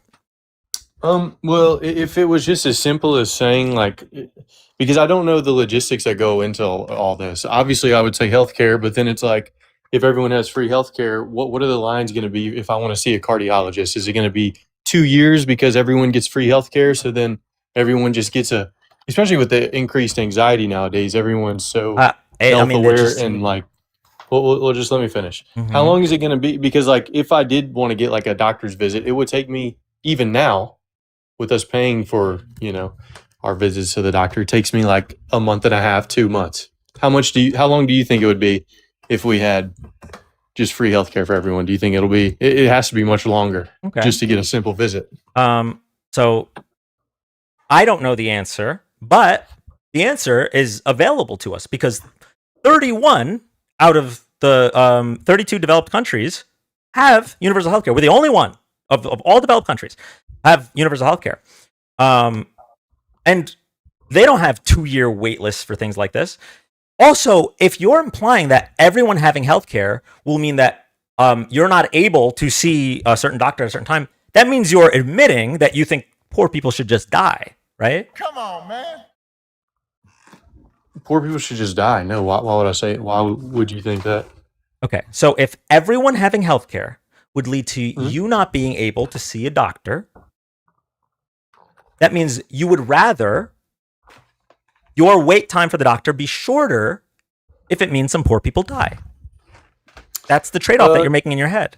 No, I wish that we could not give money to all these foreign people. I'm not really... Now you're pivoting. Okay, so now what you're doing is pivoting. And we could talk about the foreign aid and stuff, sure. You completely just made some you described a view of mine that I don't even hold. I'm just taking your statement and bringing it to its logical end. You're saying that, well, universal healthcare sounds good, but if everyone's getting healthcare, that might mean I'll have to wait really long to see a cardiologist. If that statement is true, which, by the way, it is debunked in a lot of ways by all the European countries that have universal healthcare. But let's, for argument's sake, if that statement is true, that means that you'd be okay with some poor people dying if it meant that you could see a cardiologist sooner. No, I don't think so. I don't think that is. I think that, because whenever you look at these other European countries, are their diets as bad as ours? Are they anywhere near as sick as us? Because we're the only country, us in New Zealand, that could even advertise medications, which is telling because we're so much sicker than any other country, and it's because of our diets and the fact that we just, get on these medications for life. I already granted you, for the sake of argument. Let's say the United States will not be able to do universal healthcare in the same way because we're all fat pieces of shit, which is what you're implying, I guess. Let's for the sake of argument, let's say that it's not going to work the same way, and your wait times will increase. Just for the sake of argument, your wait times will increase. That means what you're saying is you would rather poor people die if it meant your wait times wouldn't increase, right? No, it's just you're asking these questions, and you're asking like if we just implement this idea that it'll work exactly like these other European countries. How do I know that it's just going to work like these other European countries? Big dog, I'm granting you that part of your argument because I'm asking you about the morality of it. Okay, we can look at the logistics of the fact that we spend the most of any developed country on healthcare and receive the least. We can look at the fact that we prioritize the increase of capital in health insurance companies, when in reality, this is an inelastic demand, and we shouldn't allow them to charge whatever they want. But that's not even. I'm granting all of that. I just want to point out to you, because it seems like you haven't realized it, that if one of your issues with universal healthcare is that you will have to wait longer to see a doctor, that means implicitly that you're okay with poor people not being able to see a doctor. No, because I don't think that they should be denied healthcare. I think that they like no one gets denied an EMS if they need it. It's not like you just deny them. I mean, they might have to pay the bill off for a long time, I'm guessing, but I mean, I don't know what else to tell you. Okay. It'd be nice if we, diagnose the root problem or help the root problem, which is the diet. Okay. The biggest problem that we're facing right now, that's like the subtle killer, is our diet and our lack of exercise and all these other things. It's the fact that we just get hooked on these little pills that we think solve. Okay. That's all great and all. That's great for your second argument, right? The second argument being that the United States would not be able. My bad. Someone called me. What's up? I'm saying all of that is those are good talking points for your second argument, which is that the United States would not be able to implement universal health care like other countries. And we can debate on that for a long time, because like obviously it's we haven't tried it, so we'd have to just go by statistics, and we could debate on that. That's not even what I wanted to talk about. I'm just debating on your ethical framework, where you're willing to allow poor people to die if it means your wait times don't increase. Because what you're saying is, oh well, no, they could just go to the emergency room. That would be the case in a situation with universal healthcare as well. Why would there be a backlog of people on universal healthcare? What would be the reason for that?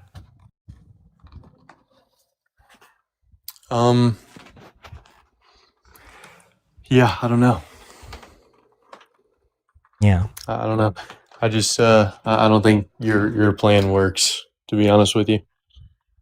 I mean, we would need to have incentivized people that'll get into the field, which I would want Americans to do, not to import people. Yeah. Okay. So I mean, I hope you understand that, like, your definition of good and evil, kind of. I think that evil just kind of applies to you. Like, you essentially just admitted to it. No, I think you don't have an they should answer pay for it, because I think the people that put the most into our society should get better. Okay. Now you're not okay. better, but if First their dibs. pay should be worth some sort of credit to get it. But I think that we should also incentivize, like, propagandize things that are good that will heal them, like, just by default. Like, I don't think that so many people should be this sick in a country, and the main reason for that is you think we're just so unhealthy. So just to be clear, if your like family had something that was really bad, would you want to wait like 8 months for like a doctor's visit, or even longer? Obviously not. But okay. But the premise of that statement. So to help your idea, we need to somehow get more doctors. That sounds good to me. But the premise of that statement that you just made, is that because other people are getting healthcare, that will mean that my family member won't get healthcare. Right? You understand that that's the premise you're proposing. No, I don't think so. Okay. I mean, if you think that if we have free healthcare, people, especially, like, as I said before, that we just have so many mental disorders, like on the ascension. If you think that people aren't just going to use like the free healthcare to go to the doctor, like some people will just go to the doctor like once a week. Okay, just to be clear, universal healthcare doesn't even necessarily mean free healthcare. Like Medicare for all, there are like copays and stuff, even with Medicare. $10-15. It's called I think it's called moral hazard, where like that'll prevent people from hypochondriacs or whatever from going every day. But like, you know, $5 is a lot better than $500 in the case for a lot of this stuff. So like what you're doing is you're just saying, well, I mean, I'm just okay with poor people not having access to healthcare unless it's a dire emergency. No, look, I agree with your point of view if you can somehow make it work. If yours works, then I'm so down for it. But it just seems like there's a lot of holes in it that just seem utopian. It seems like a utopian idea that we just won't be able to implement. I don't know what factors are allowing these other European countries for it to work. Have you looked into this at all? Into the healthcare thing? Yeah. And no, I'm just telling you like the logical problems this is with just it. the vibes and feelings. This is like the conspiracy theory stuff. No, it's just the amount that we already spent on healthcare. With it. Look, the amount that we already spent on healthcare. This is analysis that was done a decade ago. This isn't even new analysis. The amount that we spent on healthcare would be less with Medicare for all, because it would be single payer. We wouldn't be paying all the administrative fees. We wouldn't be paying for CEO paychecks. It would be lower cost. Yeah, man. Look, I'm all for your idea if it works. But you're not willing to ever try it. No, I'm down to try it. It's just I'm just pointing out the holes in it. Okay. All right. So we go back to the original point where you're pointing out good and evil, right? And I put the thing that just happened like a week ago. Just happened. You have one party that wants to use taxpayer money to reduce the cost of healthcare for Americans, and the other party that wants to use that taxpayer money for tax cuts for the wealthy, or for all lawsuits to 8 senators that can sue for $500,000 each per phone surveillance or whatever. Literally just a bribe, essentially, even though American citizens have to face that because of the Patriot Act and can't sue for $500,000. So you have one party that wants to take the money and give it to the rich people and or people in government. The other party wants to reduce the cost of healthcare. How are those both evil? Yeah, I don't know why you're making this the binary. Because you proposed it. First of all, did you vote? No. Why'd you say no?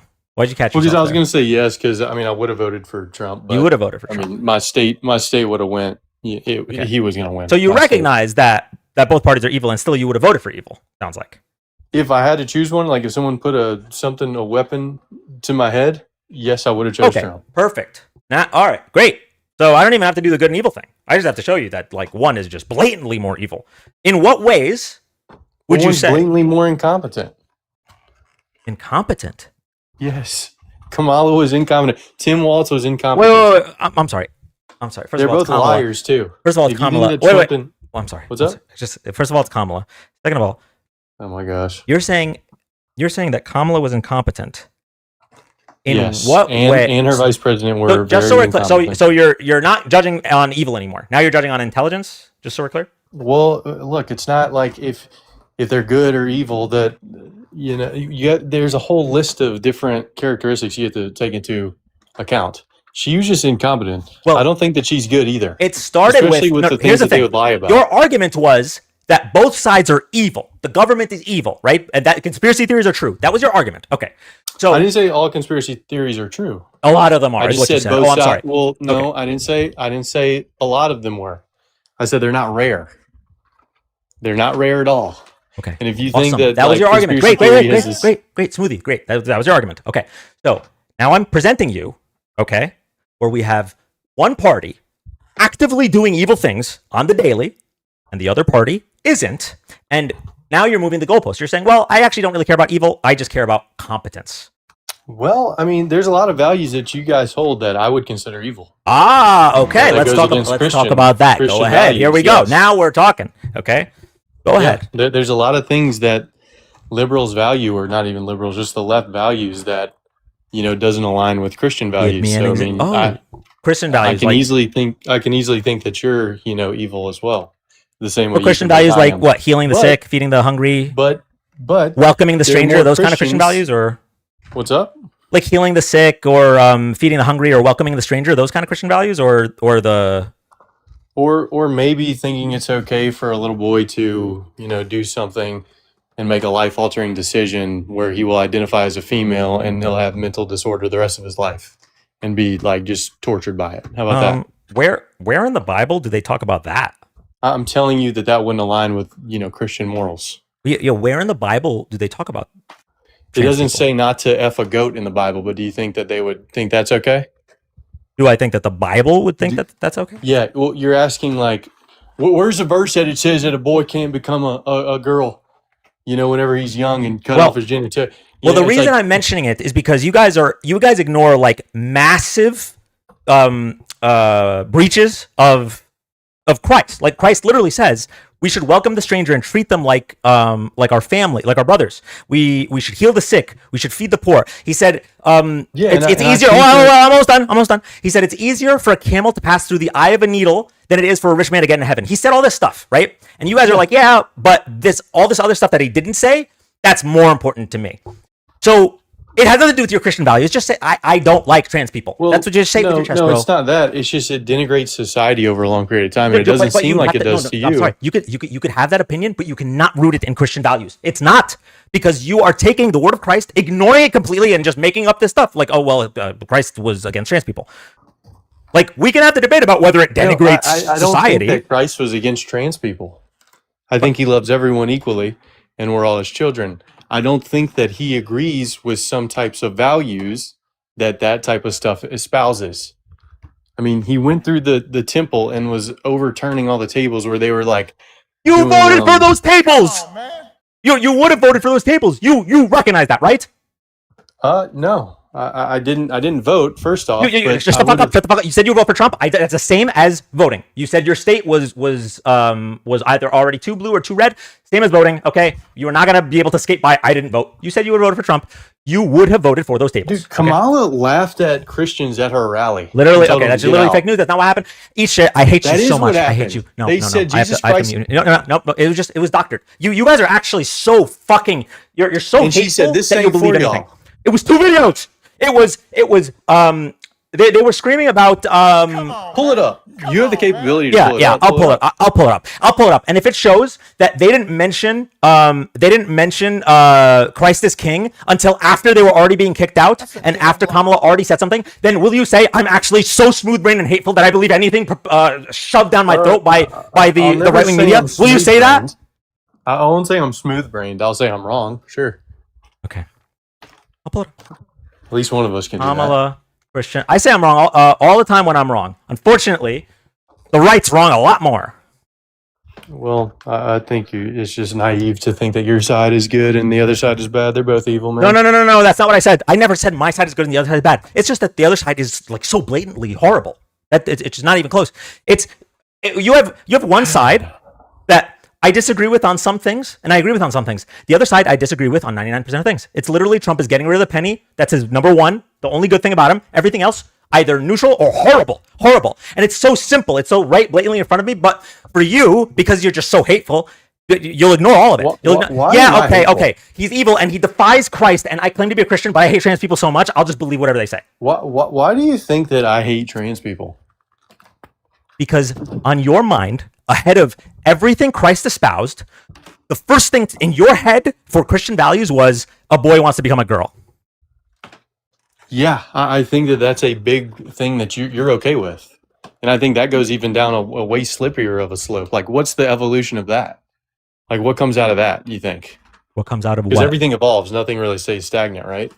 Especially with liberal ideology, like the way that your values are left. Okay. So I'm just going to mute hateful, horrible people for the next 30 seconds. You can't contend with it. No. I've already contended with it. I've already proven. Then let me talk. I've already proven that you don't care about Christian values. It's just so clear. Yes, I do. Christ said these 10 things Trump is doing I'm actively against. He said nothing about trans people, but the first thing that you bring up is trans people. You just I used an example. Yeah, no. If you of want something listen, that all of this that's stuff, like all an this evil. stuff. If you want to have a debate about trans rights or the degradation of society, don't get me wrong, you'd lose that debate. But you need to open with I don't think I let would. people pivot without concessions. You need to open with actually I don't care about the Bible or Christianity because I'm cool with all the stuff that Christ preached against. He preached Just against calm down, brother. the hoarding. I'm not going to calm down. You're a horrible person and you're ruining my country. No, you are the problem. I'm not doing anything. Who do you think is more like outlandish and like kind of just crazed right now? You're acting like a lunatic, man. Okay. Well, when you have the left has hated MTG for 5 years, and she was doing okay. The right hated her for 2 days, and she had to resign because of death threats. I don't know. I think it's pretty obvious. Okay, so when you say that the left goes against Christian values, and I point out direct quotes from Jesus, and you just hand wave them like, yeah, but like boys turning into girls, it's very clear you don't care about Christian values. You just hate trans people. Now, if you want to have a debate about that other stuff, that's fine, but you need to concede that you never gave a fuck about Christian values or Jesus Christ. Listen. Very, very clear. Listen. Okay? Listen. Eat shit. All right. If you're here for the first time, thank you so much for joining. We're live Fridays and Saturday nights doing live political debates, political discussions, and fact checks. We also point out the faulty logic of hateful, horrible people. So make sure you're following if you're not already following. If you haven't set your heart me, it's 1 penny a day and it keeps the TikTok ban away. I think what we need to do is when we point out the blatant like what's the word? Disconnection. I think we just need to go on. Like, it's just, Jesus Christ said these 5 things that Republicans are doing. If he doesn't say, okay, you're right, it's not about Christianity or the Bible. If he doesn't say that, I'm just going to go on. Because he's just going to spew hatred, okay? And then, so people on the right are going to claim, oh, look, Dan crashed out and he kicked him. At that point, I'm no longer having a conversation. Because conversations require both people speaking in the same language, right? And if one person is unable to follow a syllogism, Jesus Christ preached this, Jesus Christ did not preach this, the Christ in Christian is for Christ, Donald Trump does all of these things that Jesus Christ preached against, you support Donald Trump, these do not align. If they can't see it, I'm talking to a different person. I'm not talking to somebody who's trying to see it. I'm just talking to somebody that really, really, really, really hates trans people or black people or immigrants or whatever. And will you be at PokeCon this weekend? I don't think so. Now he can live in his delusion, just like in the world where Thomas Crooks being in a BlackRock commercial when he was 16 years old somehow means that he was hired by BlackRock, who was hired by the government, who was hired by Joe Biden to kill Trump. You can believe that just like you believe that you won this debate by just hand waving every argument. Like, you can believe that. That's fine. But there's 600 people in here that recognize that when you say that the left is doing things that are anti-Christian, and I point out all of the things that the literal guy that Christianity was named after argued against, and you ignore it, it's very, very clear how that conversation went. Okay, so I mean, I don't mind if you say you won. You won. You got it. You got me. You got me triggered. You got me triggered for the future of America because I see how easy it is for hateful people to just believe whatever they like. The Kamala Christianity thing. Okay, so she says you're at the wrong rally. Before they started saying Christ is King. And so people on the right on Facebook and X doctored it so that it sounded like she said you're at the wrong rally after they said Christ is King. And people like that are like, I hate trans people. That's what Kamala said. Kamala. Actually, it's Kamala. And you saw how quick it was. How quick it was to go from, well, both parties are evil, but I would have voted for Trump, and it's because Kamala is incompetent. Oh, okay, so it has nothing to do with evil. Why are you weaponizing Christian values against me and you don't even believe in it? Who said I don't believe in it? You're assuming that I'm not Christian because I follow the teachings of Christ. Excuse me. Christ literally said it's easier for a camel to pass through the eye of a needle than for a rich man to go to heaven. I want to tax the wealthy to help the poor. I'm following Christ more than you. You're on Team Jesus. Oh, excuse me. You're on team Christian. You're not a believer in Christ. You don't follow his doctrine. You don't know if I'm Christian or not. But I'm cool with the golden rule. I'm cool with a lot of stuff that Jesus Christ taught. You're not. You're not. You will throw that all away if it means that the person that you support hurts the ones that you're afraid of or the ones that you hate. Period. You'll throw it all away. Yeah, feed the sick, but like not immigrants. Yeah, treat the stranger like a brother, but not if they're brown. Like, you're weaponizing Christianity. Just say it with your chest. That's what I hate. I want you guys to just say, it had nothing to do with Christianity. I'm just a hateful person. Because then at least we know, then at least you know who you are. We know who you are. I'm just to be clear, we know who you are. It's just, I want you to know who you are. Okay. We're going to go to the next guest.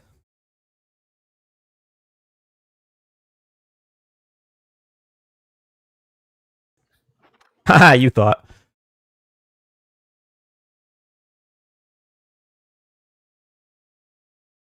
Have babies but don't feed them.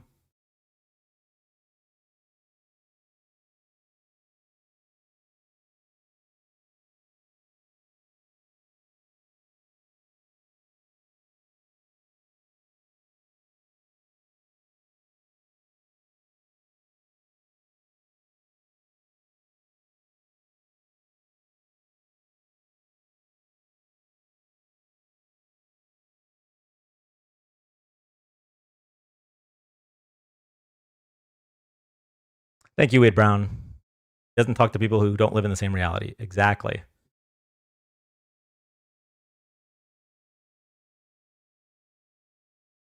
Okay, guest isn't connecting.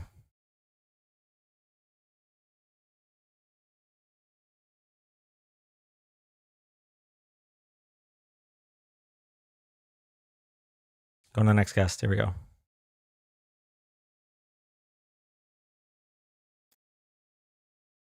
Hi, welcome up.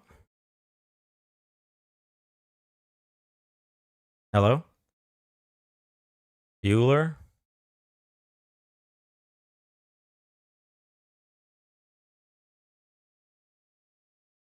Hey.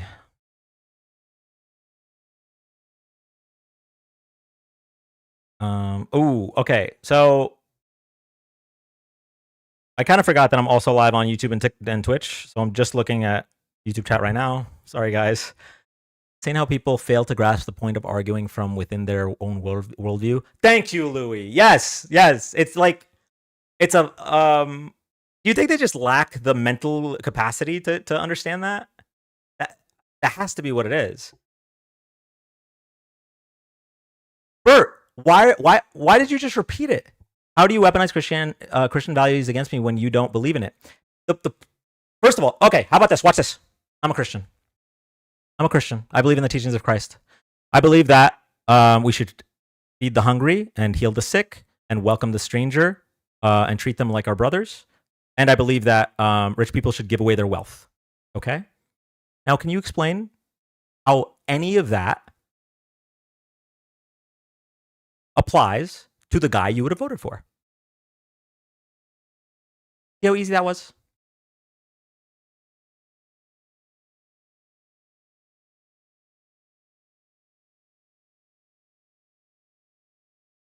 Now, I'll repeat what Louis said in YouTube chat. What I was doing was arguing from within your own worldview. But clearly, you're either arguing from extreme bad faith, or you just don't have the synapses firing at a rate that would allow you to understand what that means.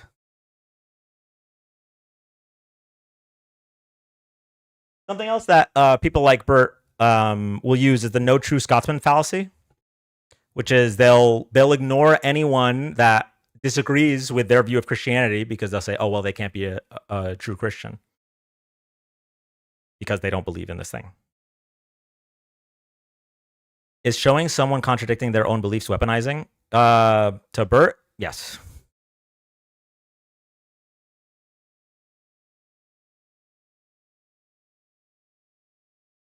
Can we talk about the attack on professional degrees? Fill me in on that. But so far, the biggest stories today that I've seen are MTG resigning, the president calling for the execution of Democratic veterans and lawmakers. Someone claimed nursing isn't a professional degree. Oh, I haven't seen this.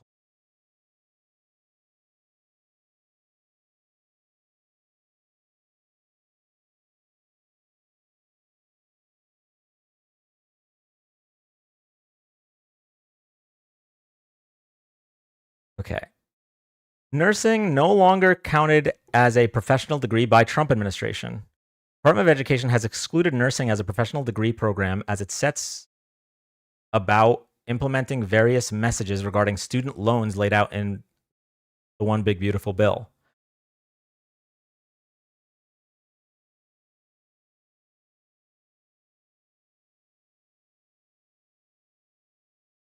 Move has sparked significant uproar among nurses and nursing groups. The American Nurses Association saying, as reported by Nursing World, that limiting nurses' access to funding for graduate education threatens the very foundation of patient. So how about this one, Bert?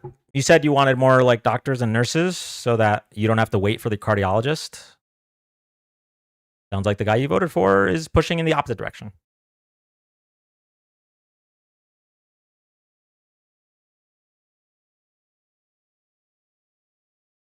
Like, there's literally not a single good thing that you can point to from this administration.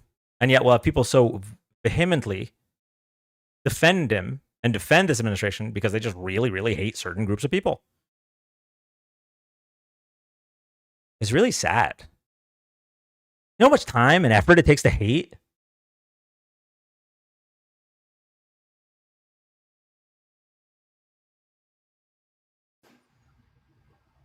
Hey man, what's going on? Hey, how you doing? Pretty good. I just wanted to. I'm on your side, by the way, but I just wanted to point something out. Those women majority jobs that are no longer considered professional certified, they also happen to be mostly mandatory reporting jobs. So if they suspect any kind of child abuse, they are legally obligated to notify the government. And now that they're not professionalized anymore, they don't necessarily have that obligation.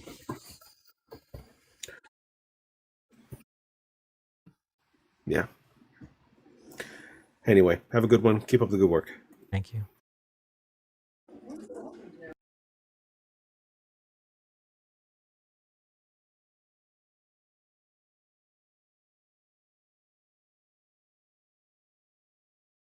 Another thing I wanted to mention. So Trump recently provided a concept of a plan in regards to healthcare, finally after 10 years, which was instead of subsidies for healthcare on the marketplace, he wanted to just take money and give it to Americans to buy their own healthcare. If they don't, then that's fine.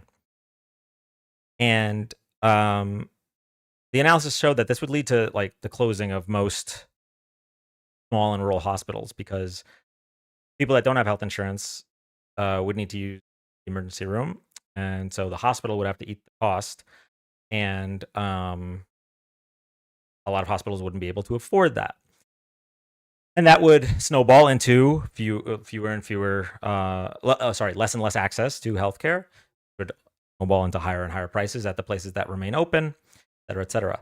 Now, what that could do is it could lead to the administration then to defend those hospitals getting rid of the emergency treatment mandate, right? They're already trying to imply that it's a bad thing when it applies to immigrants, so fuck it. Why not get rid of it altogether? And I have no reason to think that this administration would be against that. Like, they've given me no inclination to believe that that's something that they would care about. Dismantling healthcare to privatize. Exactly. Tala, thank you.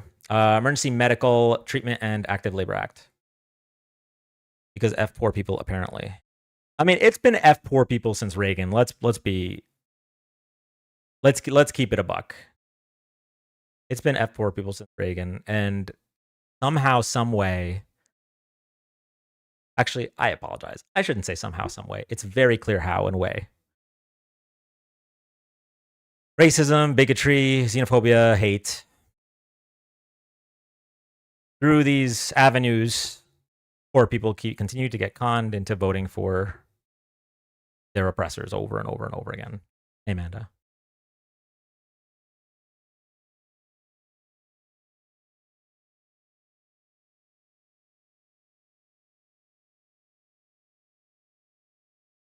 Hey. Oh, okay, I'm up. No. So I was the one who raised the topic about the Department of Education pretty much reclassifying not just nursing, but also social work degrees, speech pathologists, educational degrees. I even saw MBAs on that list as well. And I just think, it is appalling that this is more of an attack on women. And I'm wondering if others in the chat are also catching on to that there are a lot more women that attain these degrees. And I also want to say a lot more minority women that have been in attainment of these degrees. And I just find it really interesting that now under this administration, when we think about all of their attacks on diversity, equity, and inclusion, that this is something that they are putting forth. I think it's ridiculous. But honestly, this was all in Project 2025. I was literally, which was I it was just an pulled open it book up. test. It was an open book test that everybody failed. That side failed. That's all I wanted to say. I'm so glad you brought it up because right when you mentioned like the reclassifying and all the other things, I was like, oh shit, that was in Project 2025. So I started Googling it and then you brought it up. Yeah. Yeah, it literally was an open book test that 77 million people failed. Yeah. Absolute insanity. That's it. Thank you so much for coming up.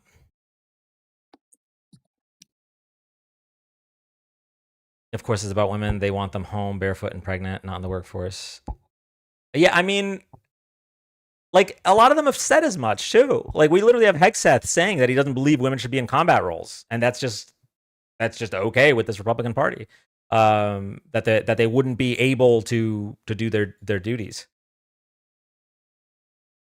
And we asked the 77 million people if they're tired of winning. Well, at least 30 or 40 million just believe that they're winning regardless. So Hi, Dan. I have two things. One, this goes deeper than just like a classification. So if you are a college student like me and you are attending school for one of these degrees on anything resembling federal funding, we have not gotten answers yet about whether or not our tuition and things like that are still going to be paid in our degree tracks. I talked to my counselor at the VA today, and they said that they don't know whether or not I'm going to have to change my educational goal as a result of this, and that they're still waiting for clarification. And for those of you guys that don't know me, I am trying to get an advanced practice nursing degree to be a midwife, which is a master's degree in nursing, very similar to other advanced practice nurses. And so this is putting people, especially women, in a position where they may, I mean, it's going to take longer than July 2026 for me to finish an advanced practice nursing degree. It's going to take, but yeah, it's putting women, midwives are predominantly women. Like that is a predominantly field covered by women. I've never actually met a male midwife. I'm sure they exist. And I don't think engineering was on this list of non-professional degrees that they changed the classification for it. So I think engineering should be fine. But for, like I said, for federally funded students, for VA students, like I am, Even the people that work at the VA don't know whether or not this is going to affect our ability to finish our degrees. And I am really concerned for all federal students, but especially veterans who may be, years into programs that they may not be able to finish. So yeah, this is super fucked up and is going to affect like real human beings' lives and also veterans' ability to transition to new careers after they get out of the military, which is absolutely ass. And then if you are also pissed off at this nonsense that we are going through, I just want to again highlight the mass blackout that we are planning for this month. Our starting date, and why did my brain just go poof? Yay. Okay. It's been a long week. The mass blackout starts on November 25th and we go to December 2nd. It's a nationwide economic action coordinated across aligned organizations calling for Americans to stop online or in-store shopping, except for small businesses, to stop working if you're able to take a sick day or take time off, to stop streaming, cancel subscriptions for the month, and not make any digital purchases. And to remove the regime that we have currently in power. If you must spend, please support small businesses, please support local businesses, and pay in cash as much as you can so the big banks and credit card corporations cannot profit off of interest and card fees. The dates are November 25th to December 2nd. You can learn more about the mass blackout and the organizations that are leading it on themassblackout.com. And we are also running a mutual aid fundraiser for Feeding America. So far, since the initiative for the blackout started, we have raised $5,621. So if you want to donate to Feeding America, you can again click on the link on the Mass Blackouts website. And fuck this shit, because really deeply fuck this shit, Dan.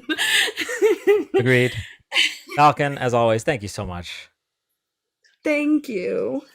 Have a good night. Good night. Okay, so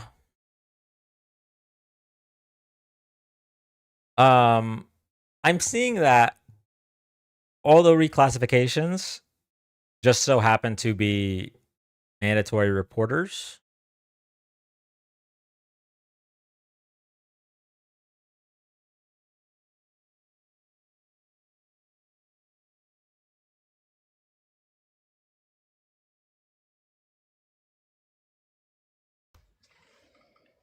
Hello. Hi, welcome up. What's going on, Dan? Hope you're doing well. I just good. I just have some info about the loan situation. So my university sent out an email a couple weeks ago. So it looks like you're eligible for being grandfathered into a PLUS loan if you withdraw a loan before July 1st of 2026. And then after that, they'll get rid of the PLUS loan. So you'll be eligible for up to 3 years or the completion of the student's degree program, whichever comes first. Right. That information. Yeah. Or there's a lot of people in here, so I'm sure it affects somebody. Yeah. I really appreciate you. Yeah, for sure. Can you drop me? Yeah, I got you. Thank you. You too. Teachers will no longer be mandatory reporters. We are from the first report.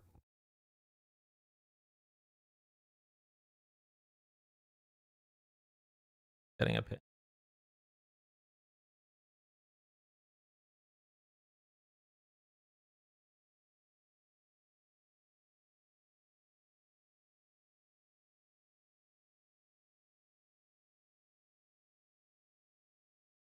Yeah. I think we're gonna call it for the night. No, wait, I'm peeing, I'm sorry. Our country is being destroyed by stupid people. They're there, I'm peeing. I'm sorry, I'm peeing. I'm peeing. I can't stop peeing. I'm so sorry, I'm wetting myself. Whitney, thank you so much for lightening the mood. Appreciate the manifesting in the meerkat. You're welcome. Well, I just caught in time. Of course, it affects the professions that have shortages. Mandatory reporting can also be driven by law. In Florida, everyone is a mandatory reporter.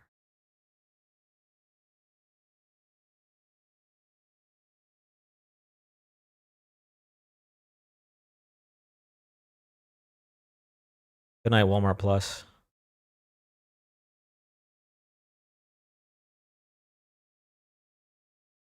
Sometimes I wonder why or how some people got their name. Like I remember one time I saw well, a friend of mine, his it was his Fortnite name, whatever it was, Sister Act 2 on Blu-ray.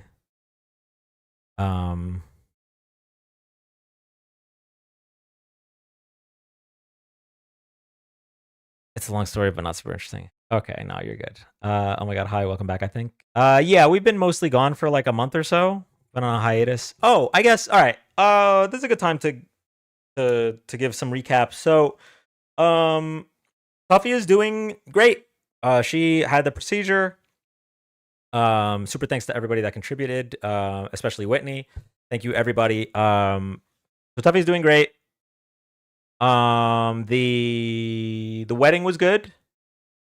As for my my mental health and stuff, I guess that's probably a little bit better. But like the political stuff, like I was hoping that like taking a month off would make me crash out less, but no. I was hoping that it would open me up to like having more civil conversations with Trump supporters, but no. Got something getting married, JK, rumor time. No, not my wedding. Not my wedding. They're getting worse, unfortunately. Yeah. No, I think we got to stick to the goal that we had before the sabbatical, which was 90 million people didn't vote. So if we ever do debate MAGA, it's to hopefully catch some of those people. They're scrolling, and they're like, oh, what's this about? Oh my goodness gracious. The person supporting Trump is a Nazi. Let me keep listening. And then maybe they go out and vote next time. 90 million people, I think, needed to have their eyes open that they live among us. They live like child molesters / racists / misogynists / Nazi. They live among us, and a lot of them really like this president. So I think activating those 90 million people is just, that's what our goal is going to have to be. There's no debating MAGA at this point, like into changing their mind.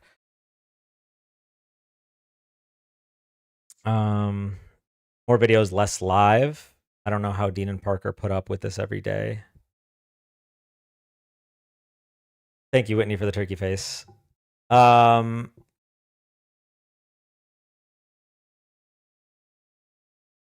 Dan, too woke. I'm just not good at videos. Y'all have watched me, especially in the pre-show, which is on YouTube and Twitch.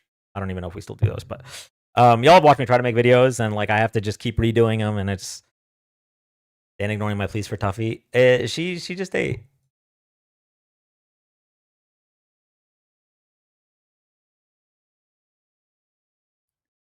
Hey Dan, what's up, Santana?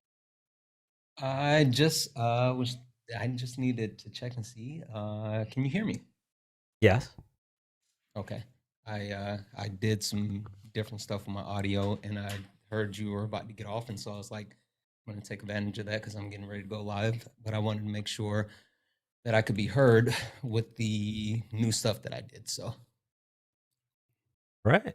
Well, yeah, I have no problem with you. Testing is out here.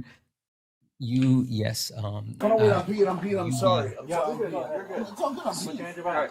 Put you with me. I'm peeing. I'm sorry. I'm peeing. I was just about to say, The- your time off just made the crash out stronger. Like that's what it did. It powered your crash outs up. Yeah, I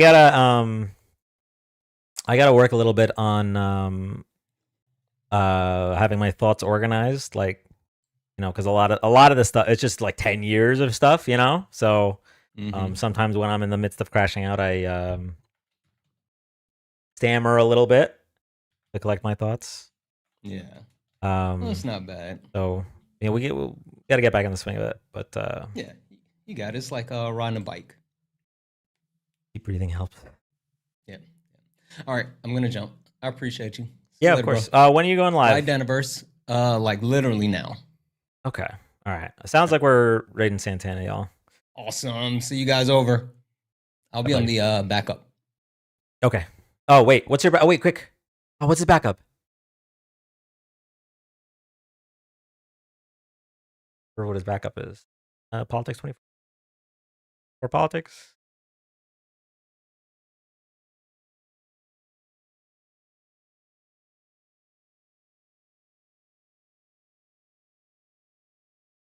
Okay, well, he didn't leave his backup, so I guess we're raiding someone else.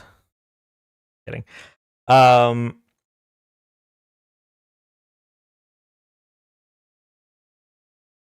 right. Okay. So, couple updates.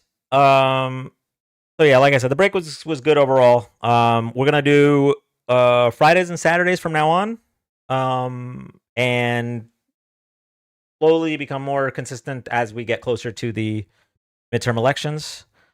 I might be going live. Listen, I don't know. Okay, I'm a little pessimistic about it, but we might be going live for the Tennessee special election. All right. I don't know if y'all have heard, but what was a Trump plus 22 is looking like it might be a nail biter, given the leftward momentum. But I'm not gonna. I don't want to give you guys false hope. Okay, the math is really, really hard.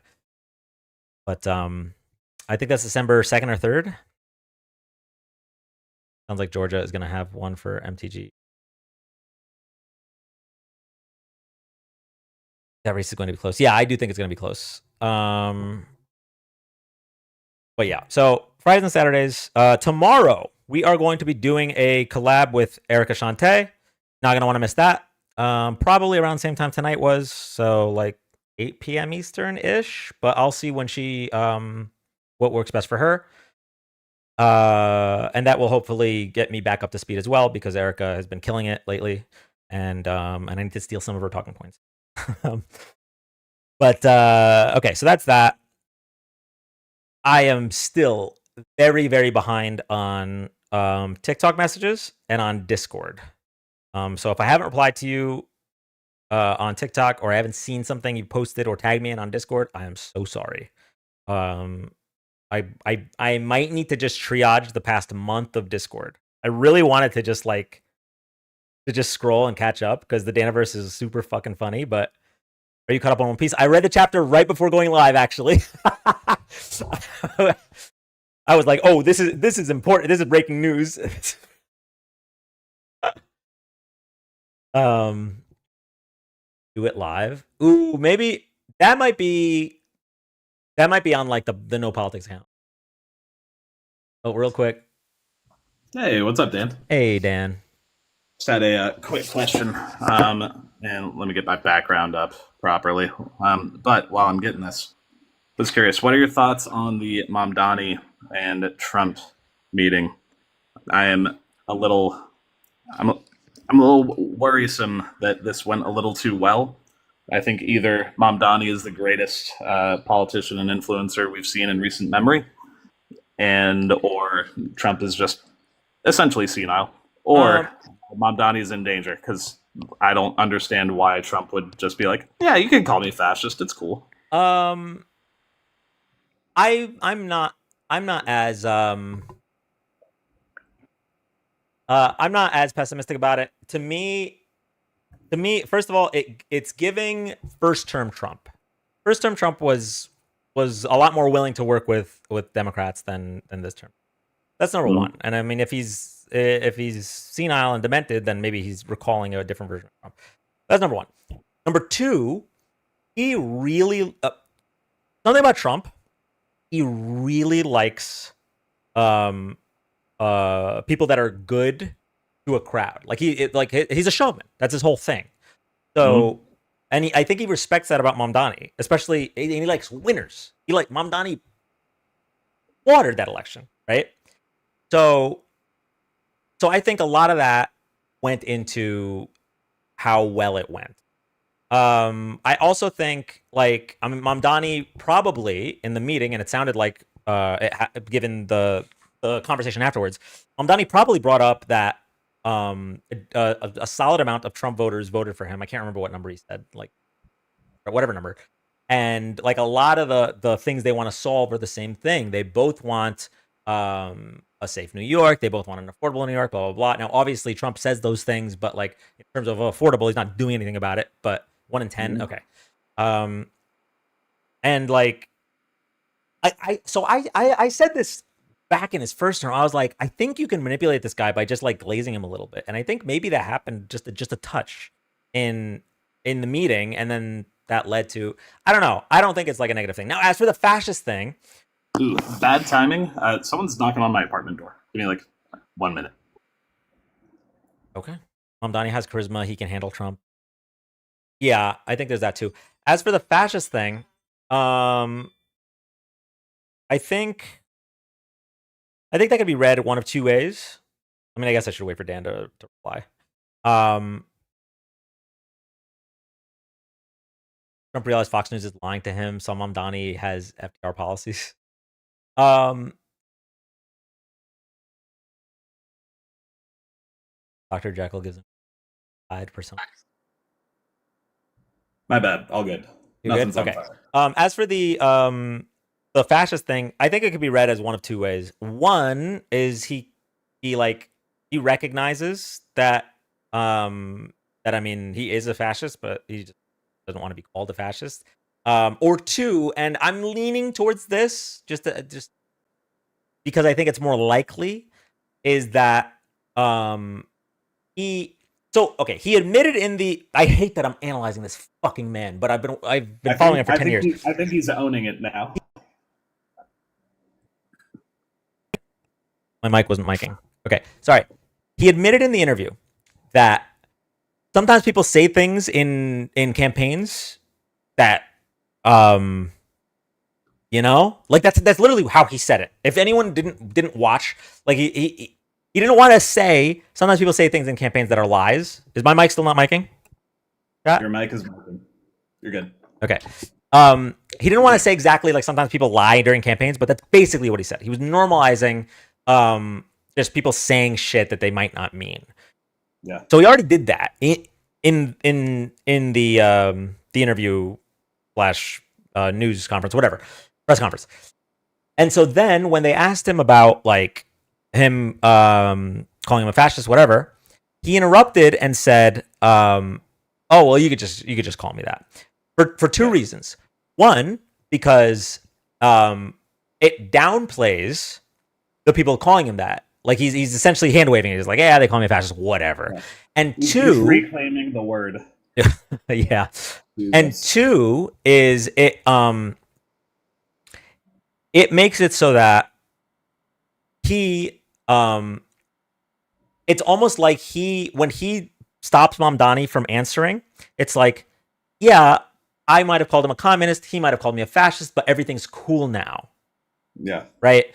So yeah, it could be that he's just owning it. Yeah, I'm a fascist, and I mean, I might, cool. I might dabble in a bit of that rhetoric, but the reality is, I think it's more so that he's just open that he'll lie a lot, no matter what, and so he's comfortable with Mamdani lying about that. Fascist is old fashioned. Simple as just Mamdani's hot right now, and Trump just wants to be hanging out with someone who's popular. You know what? Given the evidence, have it right at the start.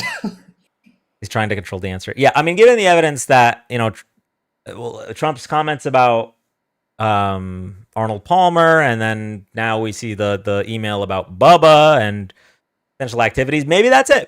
But I don't want to assume that. I think he just I think he likes Mamdani because Mamdani's a charismatic winner, and he's an awesome dude. Yeah, it's a power play. He knew Mamdani was going to say it either way, so he pretended to allow it. Yeah, I think Mamdani would have 1000% called him a fascist to his face in front of reporters. So Bro maybe was that legit was fangirling over Mamdani. Yeah, it was very interesting. But all right, just people in the chat, just whether or not you're in a relationship or not, one day just get someone who looks at you the way Trump looked at Mamdani, because that was just pure love at the end of that, you know? I agree. All right. All right, man. I'll Thank catch you so later. much. Bye. Yep. Peace.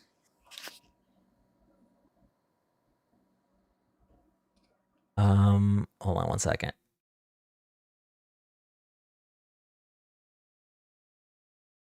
Aww.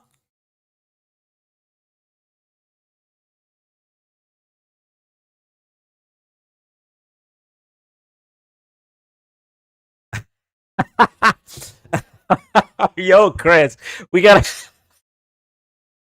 I'm not gonna talk about it unless I sell my soul and get sponsored. But dude, the weave has been.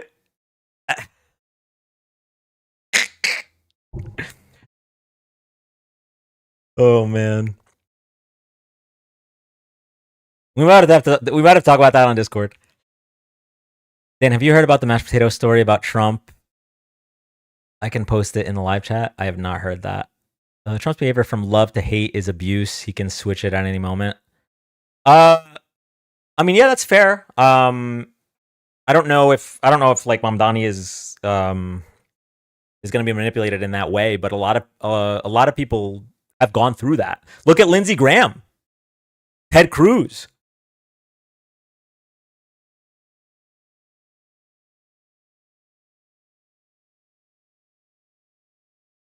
All right, y'all. I think his brain might just be mashed potatoes and Mamdani is hot. Marco, yep. I really want to know what he thinks about the Nussie. Okay, I think that's a good place to end. All right. Shout out to Valerie, Subu, and Bart. Thank you so much for being the top 3 tappers. 21,000 is insane. Thank you so much, Valerie, Subu, and Bart. Thank you. Okay. So, what do we have? Tomorrow. I don't care about you. I just want your vote. I don't care. Abby, thank you for the money gun. I don't care about you. I just want your vote. I don't care. Thank you for the money guns. Thank you so much, Abby. Okay. So tomorrow we're collabing with Erica Shante.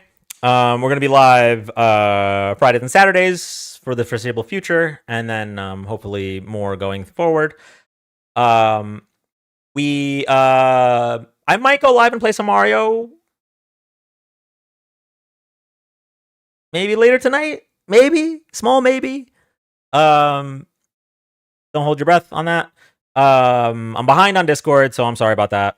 And I think that's it.